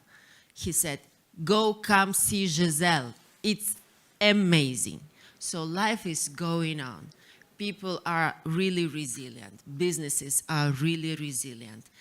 And Ukrainian companies going abroad, we want you to think about them not as your competitors, but rather as value added to the whole value chain of the European Union. You may remember the situation in terms of cable producer for cars when the automotive industry of the whole Europe was disrupted for a certain period of time. I had a conversation with Spanish business associations, and they said to me that they never thought that Ukraine is one of their main trade partners in businesses before the war. But when the logistics routes were broken and disrupted, they understood that the whole porcelain industry of Spain is dependent on white clay, which is produced and extracted from the western part of Ukraine. So again, EBA in Ukraine, supporting Ukrainian and businesses that do business in Ukraine right now. Global Business for Ukraine, our exterritorial arm established last year, supports European companies interested in doing business in Ukraine. And we will be happy to support you in your interests and perspectives in terms of reconstruction projects. They will come for sure, and the money will come, and business will be profitable. I'm convinced about this. Thank you. Thank you very much. I promise that we will have some time for questions. So after this round of presentations concerning the different types of services that are available, do we already have any questions from the audience here? And of course also from our online participants? No? In any case, Svetlana will be staying with us, and she will soon be talking about investments. But don't hesitate, really, don't be shy. This is your opportunity. We all know that the environment is still, business environment is still, I would say, in the making, that lots of things are happening on the EU level, but also in Ukraine. We are talking a lot about reconstruction, and of course reconstructions and investments go hand in hand. And so my transition is here. I'm happy to see that Sergei has joined us. So now we will talk about the third topic that we, for this panel, and this is about investment opportunities. So, Sergei, we are very happy to have you with us. You are the CEO of Ukraine Invest. So first of all, if you could tell us what Ukraine Invest is all about, and what are the opportunities for, especially for SMEs. I know that you've been working with larger companies, but there are also opportunities for small and medium-sized enterprises who would want to invest in Ukraine. So the floor is yours. Thank you very much. Thank you for the invitation. I will launch my presentation now. Second. Can you see it on the screen? Yes. Yes, no problem. Not anymore now. Not anymore. 1 second.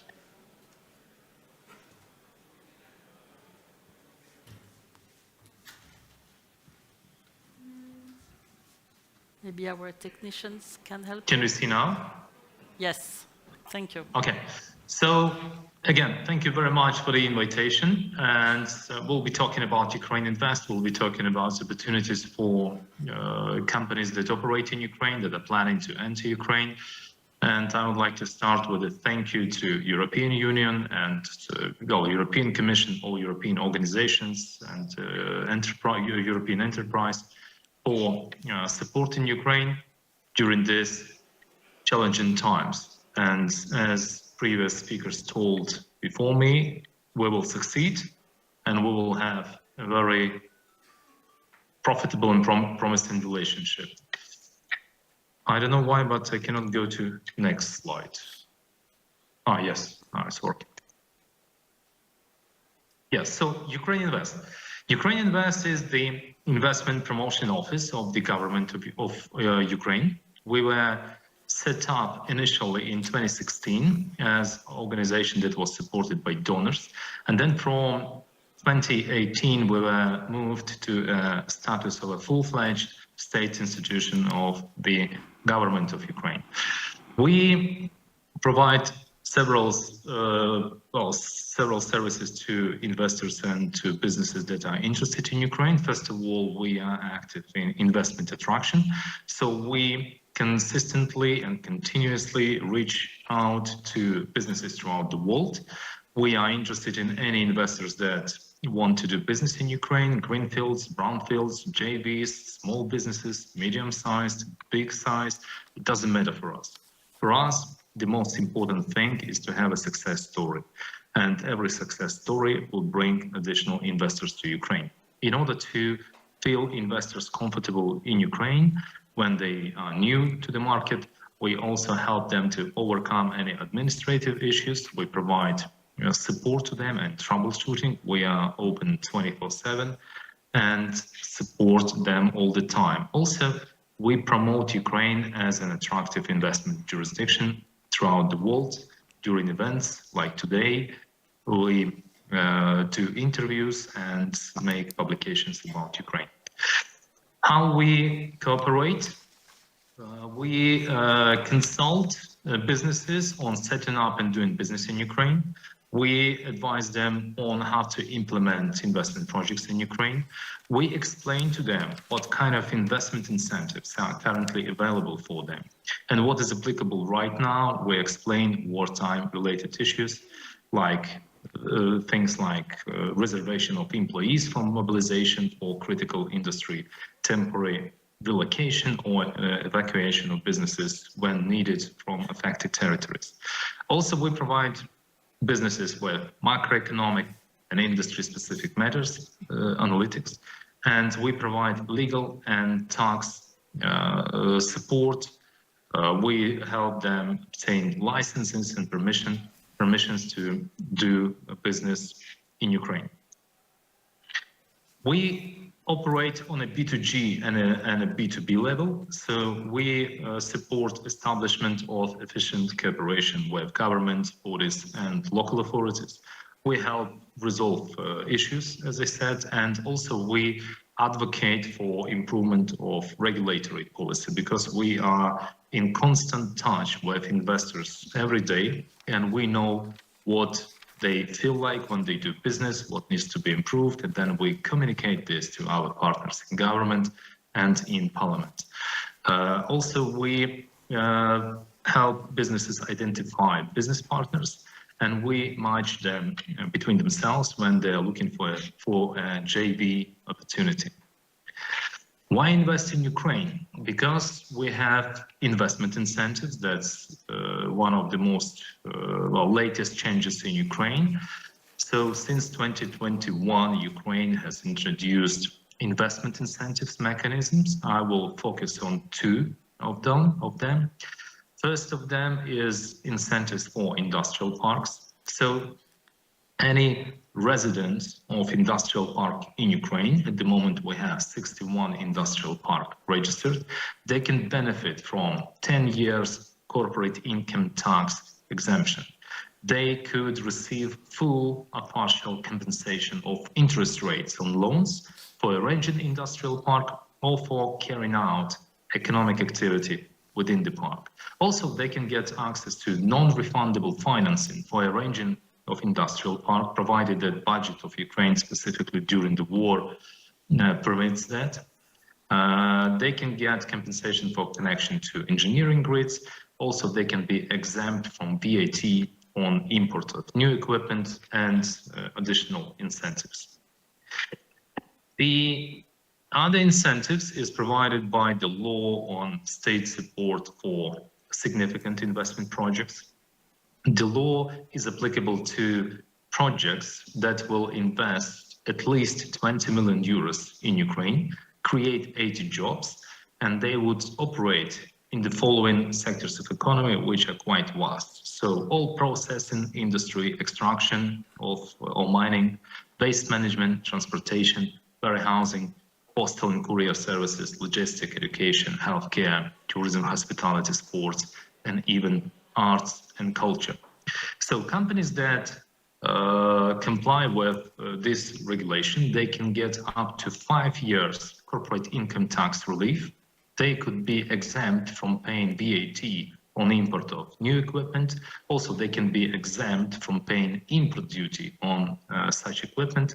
They could receive state support to construct related infrastructure for the for greenfield or brownfield that they're doing.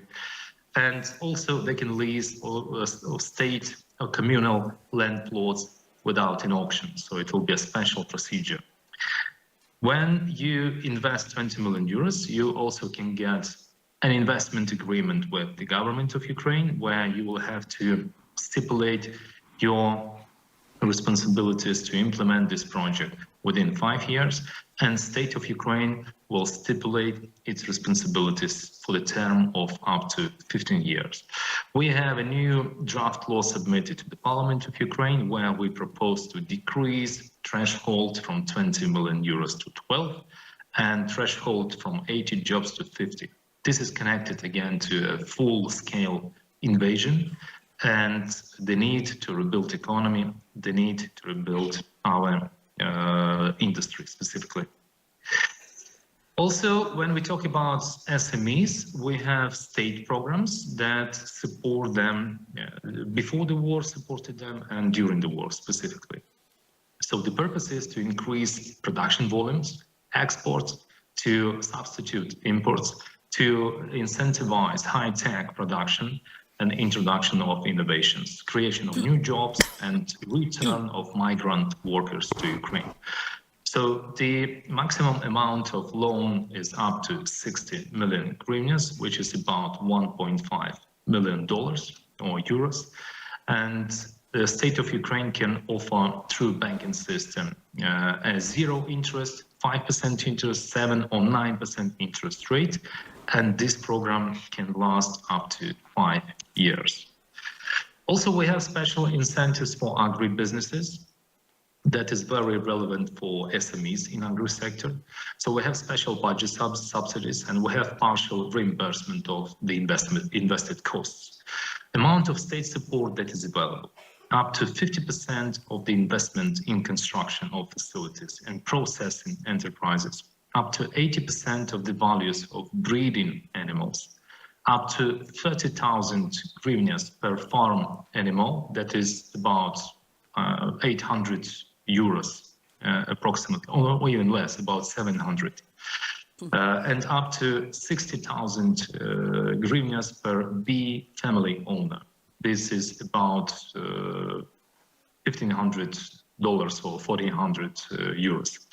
So the maximum amount of state support that can be granted for agri-producers is 67 million hryvnias, which is approximately about 1,500, about 1.5 million euros. So supported activities is purchase of breeding animals, construction of grain storage and processing enterprises, livestock farms facilities, keeping an increase in farm animals. We also have a state program called e-Robota. Robota is work, translated from Ukraine, for startups and SMEs. In July, this program was launched in Ukraine with the aim of creating tens of thousands of new businesses and jobs. The program provides grants for starting new businesses and as well to expand operations of SMEs. So grants for businesses that are available up to $7,000, grant for gardening up to $11,000, grant for processing industry up to $220,000, grant for greenhouse up to $200,000, a grant for IT startup about $100,000. Ukraine Invest troubleshooting assistance, that is something relevant for operations of SMEs specifically because they may not have big legal teams or GR teams at the same time, big companies, they have this team, so for them it's easier to operate in some circumstances. So I will give you two examples, for example, how we support businesses when they are faced with administrative issues. This is not a common practice in Ukraine, but happens sometimes. And our task is to make Ukraine issue-free at all. So we need to have effective state administration throughout the country. But some cases still exist, and we are always happy to support businesses. So case number one, a leader in manufacturing of building materials was modernizing facilities in Ukraine in order to transition to the use of alternative fuels. So in order to proceed with implementation of such project, investor needed to finalize the updated environmental impact assessment report. So we engaged with the Ministry of Environmental Protection and Natural Resources of Ukraine. We had consultations with investor, consultants and ministry and relevant authorities. We resolved this issue and investor received such report in due course. Case number two, an example. So a producer of tin packaging relied on raw materials for production of goods in Ukraine.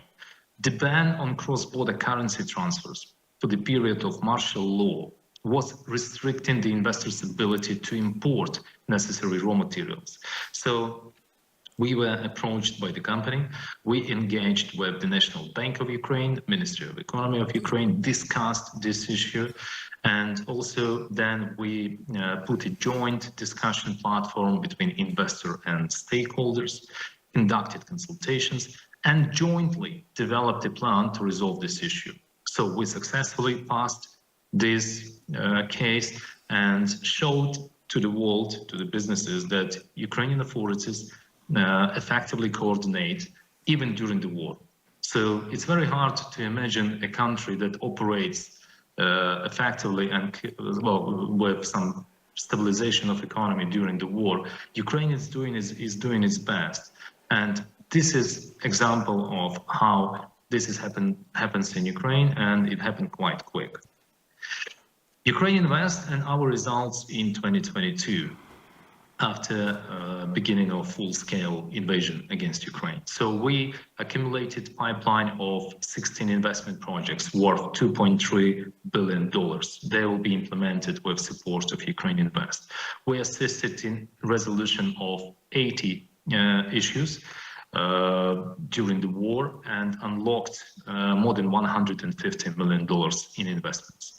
We provided advocacy support for more than 20 legislative initiatives to improve legislative framework. And we provided more than 1,000 consultations to businesses and investors on how to do business in Ukraine, how to operate in Ukraine, how to invest in Ukraine. All our services are free of charge from government of Ukraine. So I invite everyone who is interested in doing business in Ukraine or investing in Ukraine to contact us with any questions that you may have. Ukraine is open for business, and we can see from latest activities of investors that investment activity is picking up. We are now supporting investors from companies like Kingspan, global international producer of construction materials. We have been supporting investments from companies like Nestle, Unilever, Bayer, the company that Svetlana just mentioned, and other companies that in our pipeline, and we will be announcing one significant investment project today or tomorrow. It will be at least $30 million, international company that will build new facility in the west of Ukraine. So we will be happy to see more small and medium enterprises in Ukraine. This is a backbone of every economy. Ukraine is not an exclusion here, so I invite everyone to get in touch with us. Thank you. Thank you very much, Sergey. You got a round of applause, I think, for this very impressive and very comprehensive scheme to support small and medium-sized enterprises interested to invest in Ukraine. I would like to pass on the floor back to Svetlana, because if you can tell us a bit more about investment opportunities and also about your investment map. So, and this time I think you have a presentation. So this is for you. Thank you very much. To follow up on what Sergei mentioned, again, apart from those services that EBA provides, like advocacy, business development skills upgrade, because we have educational project and department, simply transparent dialogue with governmental officials and authorities to understand and to raise business concerns. We also do B2B. And what we thought last year that it is indeed very important, and especially when we registered our exterritorial arm, Global Business for Ukraine, we understood this lack of information, comprehensive information in one single and user-friendly format for foreigners that may show and provide information about the economic situation in different regions in Ukraine, but also in terms of business opportunities. So what we did, I'm not sure how to... The green? The green one, thank you. So what we did, unfortunately, because of this format of presentations, blue and something like this, you can't see the actual coloristic of this map, because when you go to the website, you will see the colorful interactive investment map of Ukraine. You may click on each oblast of Ukraine to find the comprehensive information about this region. Its specifics in terms of industry, people, some infrastructure information, etc., etc. But what is more important, you will find the projects there. Within a couple of months, because we launched officially this project together with Sergei and his team, Invest Ukraine, we already collected over 100 different projects. As you may see, more of them are from municipalities, more than half of them are from municipalities in terms of reconstruction, but the second part is from private businesses and concrete business opportunities. So here you will see the different industries that covered by those projects. What we do actually, any potential investor may sort the projects depending on regions, depending on industry, and may find more details about the project. It's like a visit card of the investment project, and all those projects are verified. First, because either they go through the EBA membership, so they are already verified by EBA board and EBA community. But when it comes to external companies that are not yet EBA members, because we made it as a marketplace and open opportunities for all who want to promote their businesses in Ukraine. They go through verification either through our partners like Invest Ukraine or YouControl. This is already the general amount needed to invest in all those collected projects. Again, we do it together. We promote this investment opportunities map through our exterritorial arm, Global Business for Ukraine.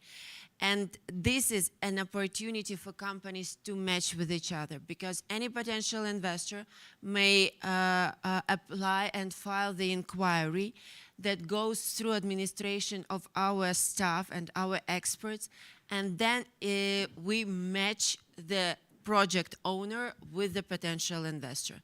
And afterwards, it's up to them to decide either to go with this deal. But what is more important, if it become a real project or a real newcomer is interested in going to Ukraine with his or her or their investments, we as EBA are like backup for them. Would it be a necessity to address their particular concerns with the governmental officials, as it's complementary to what is Invest Ukraine doing. We're doing this with big team we have and the number of our collective individual initiatives. Collective are around last year were around 300 individual, less than 200 individual initiatives, and the rate of the efficiency when it comes to changing the laws, for instance, in terms of collective initiatives and changing legislative acts and improving the business climate from the legislative perspective, it's up to 65% of our proposals were implemented and decisions were taken in favor of businesses. When it comes to individual support, it's much higher, up to 92%, because we do not change the rules.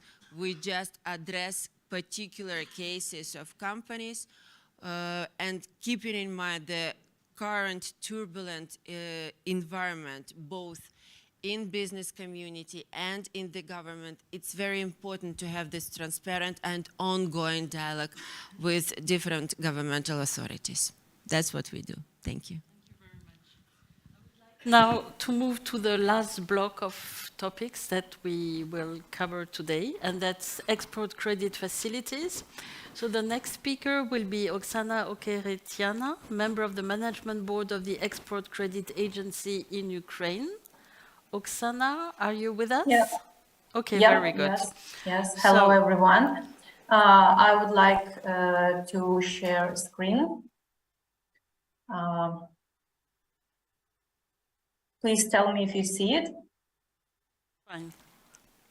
Yeah, wonderful. So, greetings, dear delegates, speakers. I would like to start by saying thank you to the organizers. You have done a wonderful job by gathering here such wonderful speakers who definitely demonstrate their readiness to move from theoretical support to practice. Now let's talk a little bit about the possibilities of Ukrainian ACA and support for Ukrainian exports. A couple of numbers about Ukrainian export. The year 2022 could become a record year for the Ukraine in terms of export volume in the entire history of independence. Of course, if there wasn't the full-scale invasion of Russia. The beginning of the year was very optimistic, but everything has changed since March. According to the results of this difficult year, the export of Ukrainian goods amounted to 100 million tons for the total amount of $44 billion, which is 35% less than in 2021. Mr. Prime Minister mentioned our export structure, so I will not be focused on that issue. The most exported goods among these sectors remain agriculture and food products, which make up 53% of the total export of goods in 2022. Among the services, the most exported types were telecommunicational services, IT, transport, and business services. According to the results in 2022, Ukraine exported its goods and services to 233 countries and territories of the world. The main partner countries of Ukraine are Poland, Romania, Turkey, China, Hungary, and Germany. As well as Martin mentioned, I often hear that our partners feel the lack of information about the business environment in Ukraine. But fortunately, there are excellent English language researches. They are regularly updated, made by reliable providers, including the ABA, as Svetlana mentioned, the National Bank of Ukraine. We even started as ACA doing posts on LinkedIn with overview of that kind of researches. And summarizing them, we see that our exporters determine that main difficulty that they facing today is lack of access to financing, fluctuating exchange rates, trade barriers and competition, problems with logistic, political and economic instability. So how can we as ACA Ukraine help? ACA Ukraine is a state institution established to ensure the financial risk of exporters. So we are doing insurance. Accordingly, we provide insurance for receivables. At the same time, by doing the insurance for receivables, we verify the exporter's counterparty. So our Ukrainian exporters can be sure that it is safe and even more it's insured to work with this partner. We assist in obtaining financial for export contracts, including under the 579 program, which Sergei already mentioned as well. It's a very good program for SMEs. Or we can help obtaining a bank guarantee. We can do it because the National Bank of Ukraine recognized the ACA Ukraine insurance contract as an acceptable collateral in last year in May. Of course, our capabilities are translated into our products, which are exactly the same as I mentioned before. Insurance of receivables, insurance of bank guarantees, and as well as export credit insurance, either individually or by portfolio. The last two are currently the most in demand because they solve the main problem of exporters, which we talked about earlier, the need for access to financing. For whom our services are. Of course, we are here in Ukraine to support Ukrainian exporters. Legislation, however, somehow limits our support. It is stipulated that we mainly support exporters of goods with additional value according to the codes specified in our law. However, there are no restrictions regarding exporting services. There is available on our website a special plugin where Ukrainian exporters can check whether ACA Ukraine can support their type of good. We are up to now, we are limited in our total exposure up to our capital due to national bank restrictions, but there are still capabilities to help our exporters. Last year made us richer in France. So now we are actively developing our services. We are deepening our cooperation with more expertized export credit agencies such as Polish KUKE. I've spent the whole last week in KUKE.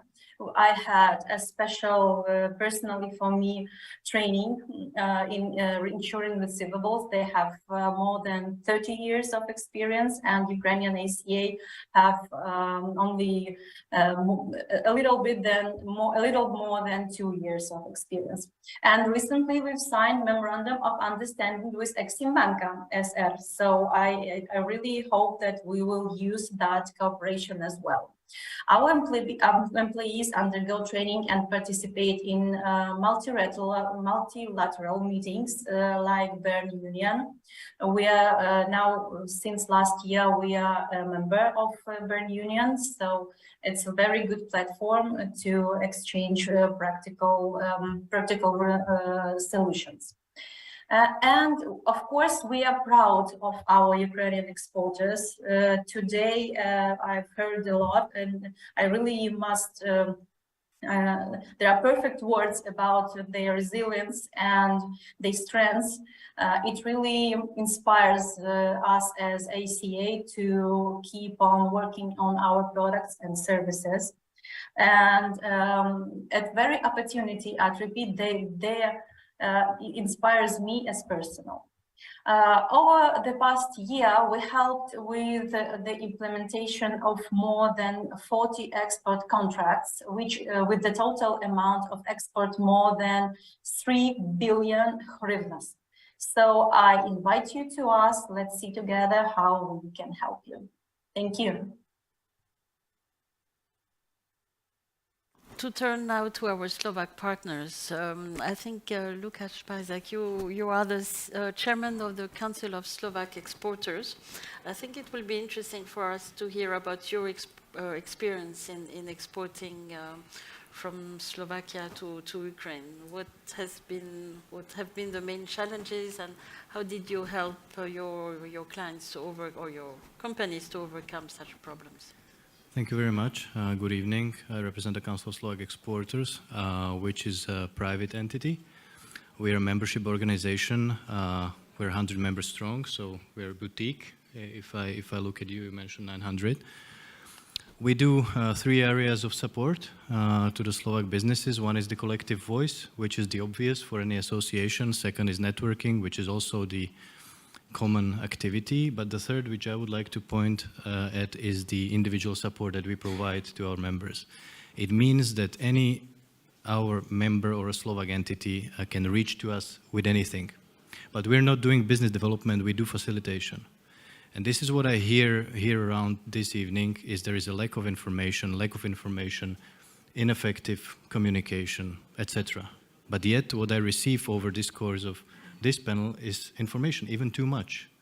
I would be already lost now who I should reach out. Should I reach to you? Should I reach to the Chamber of Commerce? Should I reach to the export agency or our partner that we have in Kiev, and that is the Council of Exporters and Investors of Ukraine? And this is probably natural because Ukraine is our biggest neighbor. But I would like to point to the fact that there is something wrong what we have been doing. We are failing to communicate properly with the private sector. Sometimes we are trying to persuade ourselves that we're doing a good job. We talk government to government, associations to associations, but we should have a full audience of businesses because they know what they need, they know where to go, they know what is their desire to sell, where to succeed. We have been very active with Ukraine, and just a couple of areas. I mean, we could talk about the market that is out of the EU for Slovak exporters.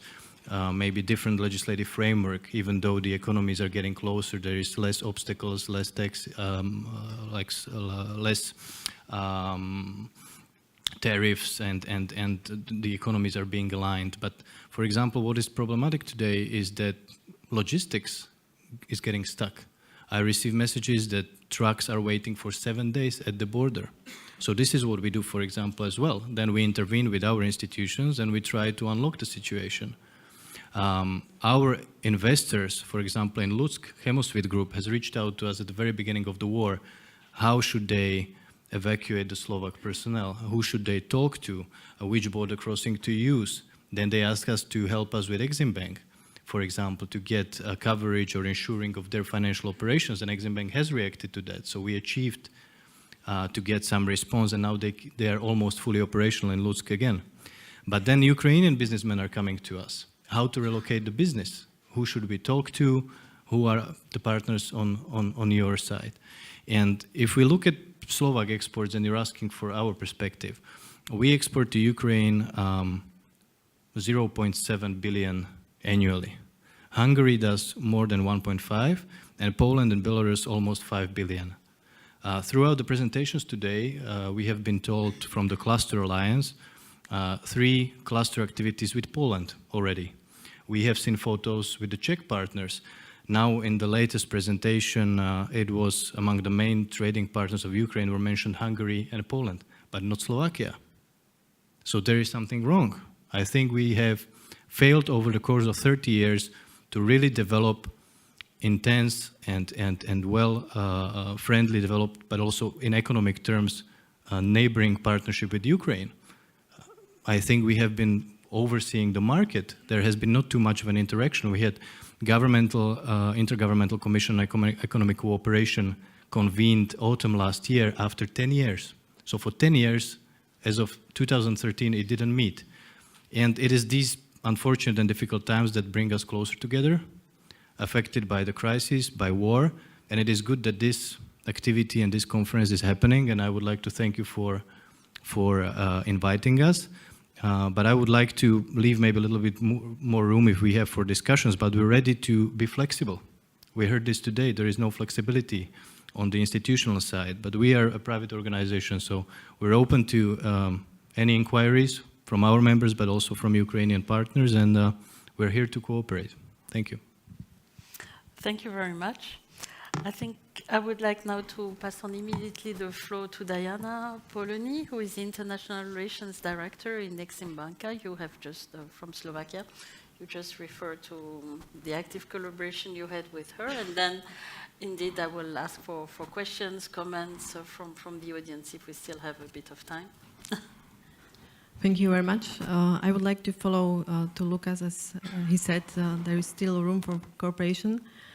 And first of all, I would like to say big thank to organization. They put together so many domestic and foreign stakeholders related to this topic.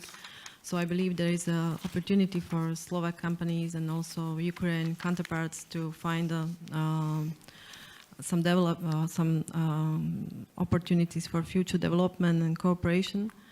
And that's why we are here actually, because we are the company that provides finance solutions.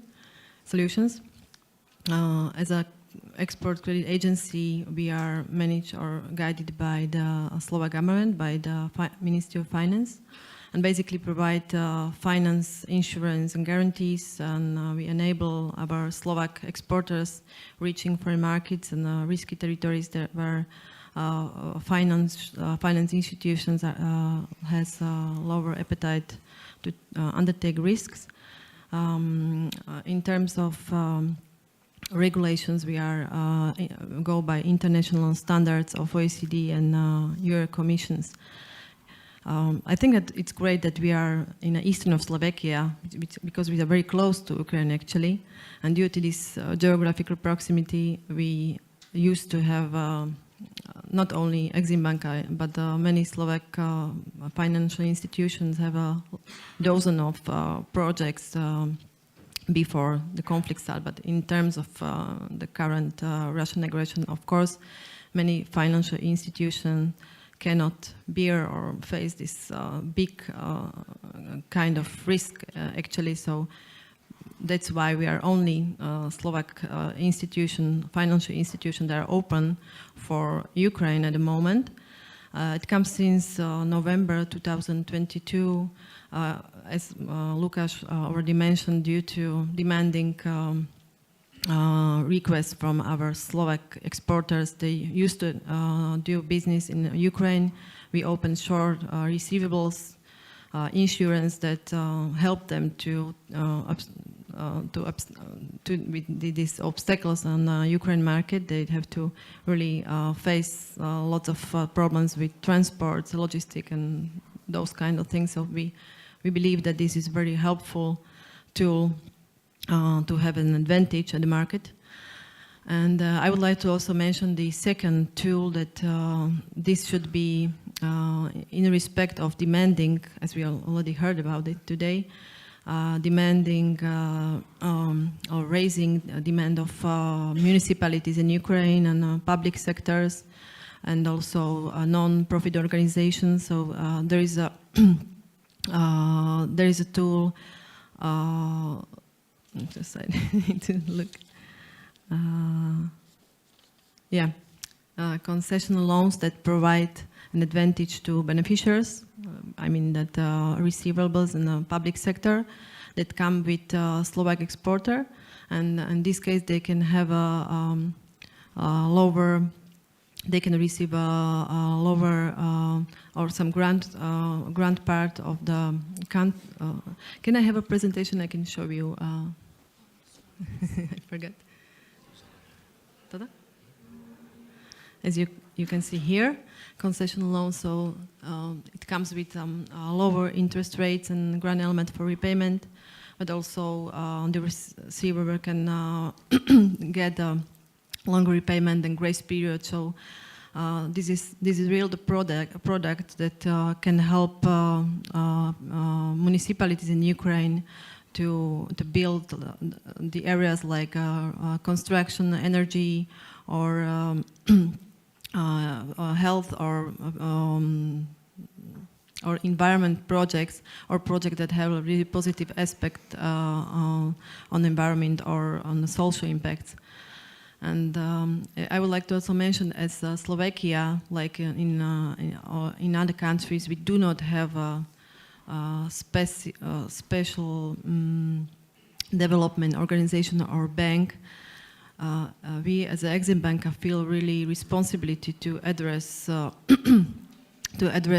Slovak companies to be more active and encourage them to be more active in the development markets, but also in Ukraine. They can really, because we are also enablers and we can help them to get finance from the international finance institution. And you already seen that there are lots of opportunities. So we believe that we can help them to be really more active and encourage them to be there. And maybe at the final, I would like to use this opportunity to invite you on the upcoming virtual meetings that we have also with Hungary and the Czech Republic. And this is exactly about, the topic is exactly about how to get financing and get into the business in Ukraine. So I think that this can be really helpful. Maybe last at this stage, I would like to also mention that as of Slovakia is really, or Ukraine, territory of Ukraine is really big country, and we are maybe not able to cover all those needs in Ukraine. I believe that we find maybe the niche markets or some interconnections with Ukraine that we can really help and do some potential business and develop our cooperation. Thank you. Well, thank you very much. And yes, I think we have been spending now almost an hour and a half in covering all these different opportunities. Indeed, it's and on the one hand, it can seem a bit confusing, but on the other hand, I think it's also very positive to see that so many initiatives are flourishing. I think there is, it's really important that we have so many business organizations that can offer complementary business support services to SMEs. Then it's up to the private sector to see how they want to act, with whom they want to collaborate. And on our side, from the European Commission, we are definitely trying to map all these different services.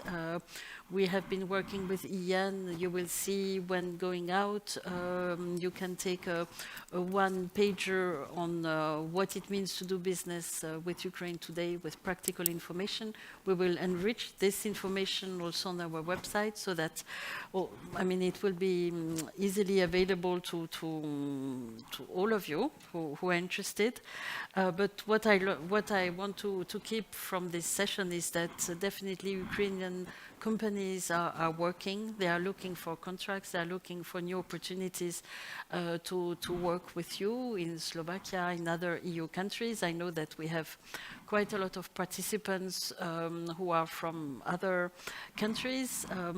What I also will take out of this session is that the center of gravity of the EU is shifting to Central and Eastern Europe. I think countries like Slovakia and especially regions also like Košice can really gain a lot from this cooperation. And here I would say also time is of essence. So it's really important to be aware, I mean, this conference, I think it's probably the first EU conference about business cooperation between the EU and Ukraine. So I think it's just starting. It's a beginning of a process that will take time, but where we can all play a very active role. So I would like to thank all of you who are here physically present, also our panelists who were online. All the information will be available to you after the conference. But I would not like to, I mean, this is the closing of this session, but I promise to still give a few minutes to Alexander Duleba, who was already speaking before. He's the Ukraine advisor for the Prime Minister of Slovakia, and he will report about the interesting discussions he just had with the different representatives of local authorities from Ukraine and Slovakia. So, okay, Alexander. Thank you very much. I would not consume much of your time because it's a bit different topics. So when I was following our speakers on this panel, you know, I'm very happy, and again, I would like to express my thanks to the organizers for giving us opportunity. We simply use the CMR event for organizing the first working talks between the representatives of Ukraine and Slovak regions on the idea to establish EGTC, that's European Grouping of Territorial Cooperation. So this was agreed by the Prime Ministers Heger and Šmihal yet in November 2021, and now, thanks to this event, thank you very much again, so we managed to organize on the margin of this event. I cannot go into details because actually this is like the working process in the making, but the good news is that we agreed that we will meet again in 1 month. Now we agreed some task for the participants, because it's up to them simply, to prioritize the sectors for the cooperation in order to build up the construction of this European grouping of territorial cooperations, so that it does make a sense for all the participating regions. They have to agree, the sectorial priorities. And the idea is to create cross-border sectorial clusters. I'm not sure now, there's plenty of options, what they can decide for, whether to go for hydrogen technologies or just to start from primary education, because this is the responsibility of the public administrations on regional and local level. And therefore, the homework is identified for all of the participants. We will meet again in 1 month from now, so there will be a follow-up. And we will discuss, so now it's important for them to agree the sectoral priorities, and then we will follow up with some other sort of the procedure technicalities, how to design the EGTC on the Slovak-Ukrainian border. So that is what I can inform you. Maybe in the future it will create better conditions for businesses in the border areas, on the Slovak and in Ukrainian side. But it's rather investment into the future. But I think, and why regional authorities? Because we do think that the regional authorities can organize sub-regional actors, businesses, healthcare system, hospitals, all the small media businesses that are active in the providing, the healthcare services, etc. And why we are planning that? Because actually there's plenty of communitarian program available for the regional authorities to apply to attract sources from the EU funding, and they are simply not used because both governments simply are eager to support them, to help them. Even we are thinking that the government of Slovakia will become a part of the EGTC, because it's possible, following the regulation on EGTC, that even the governments of the member states can be a part together with the regional and local authorities. So we'll see. The process started, so thank you once more for this opportunity, and we use it. So I do much hope that actually in 1 year there will be well-functioning EGTC on Slovak-Ukrainian border. Thank you. Thank you. And maybe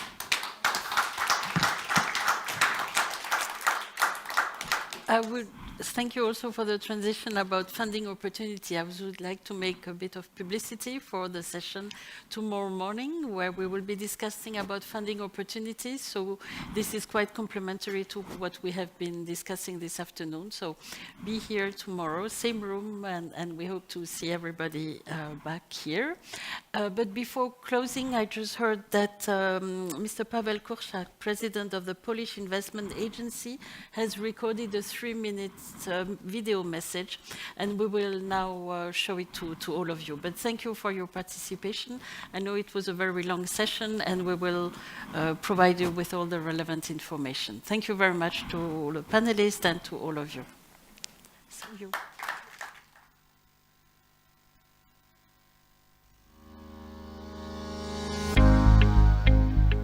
Szanowni Państwo, jest mi niezmiernie miło, że mogę choć w ten sposób uczestniczyć w tak ważnym spotkaniu, jak to dzisiejsze. Rozmowa na temat przyszłości i odbudowy ukraińskiej gospodarki dla Polski, jak i dla naszej agencji jest bardzo ważna. Dlatego jestem dumny, że mogliśmy stać się częścią tej konferencji. Jestem przekonany, że klastry odegrają ważną rolę w odbudowie Ukrainy. W wymiarze ekonomicznym wojna zdezorganizowała funkcjonowanie ukraińskiej gospodarki, wstrzymała inwestycje oraz ograniczyła wymianę handlową między naszymi krajami. Rozmiar zniszczeń jest ogromny. Już teraz wiemy, że łączny koszt projektów powojennej odbudowy Ukrainy wyniesie ponad $1 bilion. Jako Polska Agencja Inwestycji i Handlu od samego początku aktywnie angażujemy się w niwelowanie gospodarczych skutków wojny. Wdrożyliśmy konkretne programy wspierania Ukrainy już w pierwszych dniach marca ubiegłego roku. Stale wspieramy zachowanie ciągłości ukraińskiego biznesu, wspomagając przedsiębiorców z Ukrainy w kontynuowaniu ich działalności z Polski. Eksperci PAIH pomagają także polskim firmom wejść i działać na rynku ukraińskim. Agencja wspiera również polskie firmy chcące uczestniczyć w powojennej odbudowie Ukrainy. Wiemy, że jak najszybsza odbudowa ukraińskiej infrastruktury i gospodarki ma fundamentalne znaczenie dla stabilizacji gospodarczej całego regionu. Dlatego też Ministerstwo Rozwoju i Technologii powierzyło PAIH rolę operatora programu przygotowania polskiego biznesu do udziału w powojennej odbudowie Ukrainy. Inauguracją projektu było uruchomienie w czerwcu 2022 roku naboru polskich firm zainteresowanych wznowieniem eksportu i udziałem w odbudowie. Z napływających zgłoszeń powstała baza polskich przedsiębiorców, która stanowi punkt wyjścia do dalszych planowanych działań. W tej chwili w bazie znajduje się około 2000 polskich przedsiębiorców, z czego 1/3 reprezentuje sektor budowlany. Pozostałe branże to głównie ICT, maszynowa, farmaceutyczna i medyczna oraz rolno-spożywcza.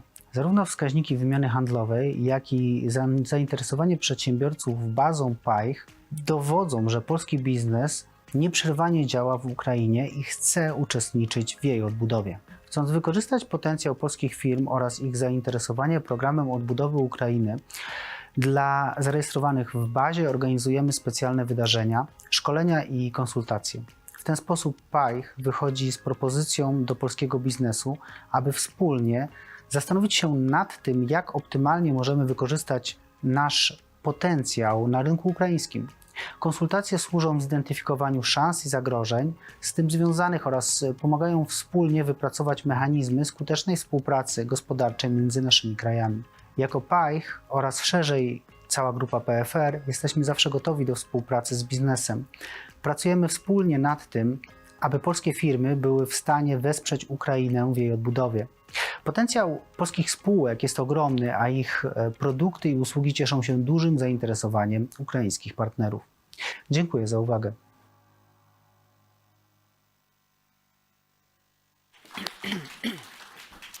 Thank you very much.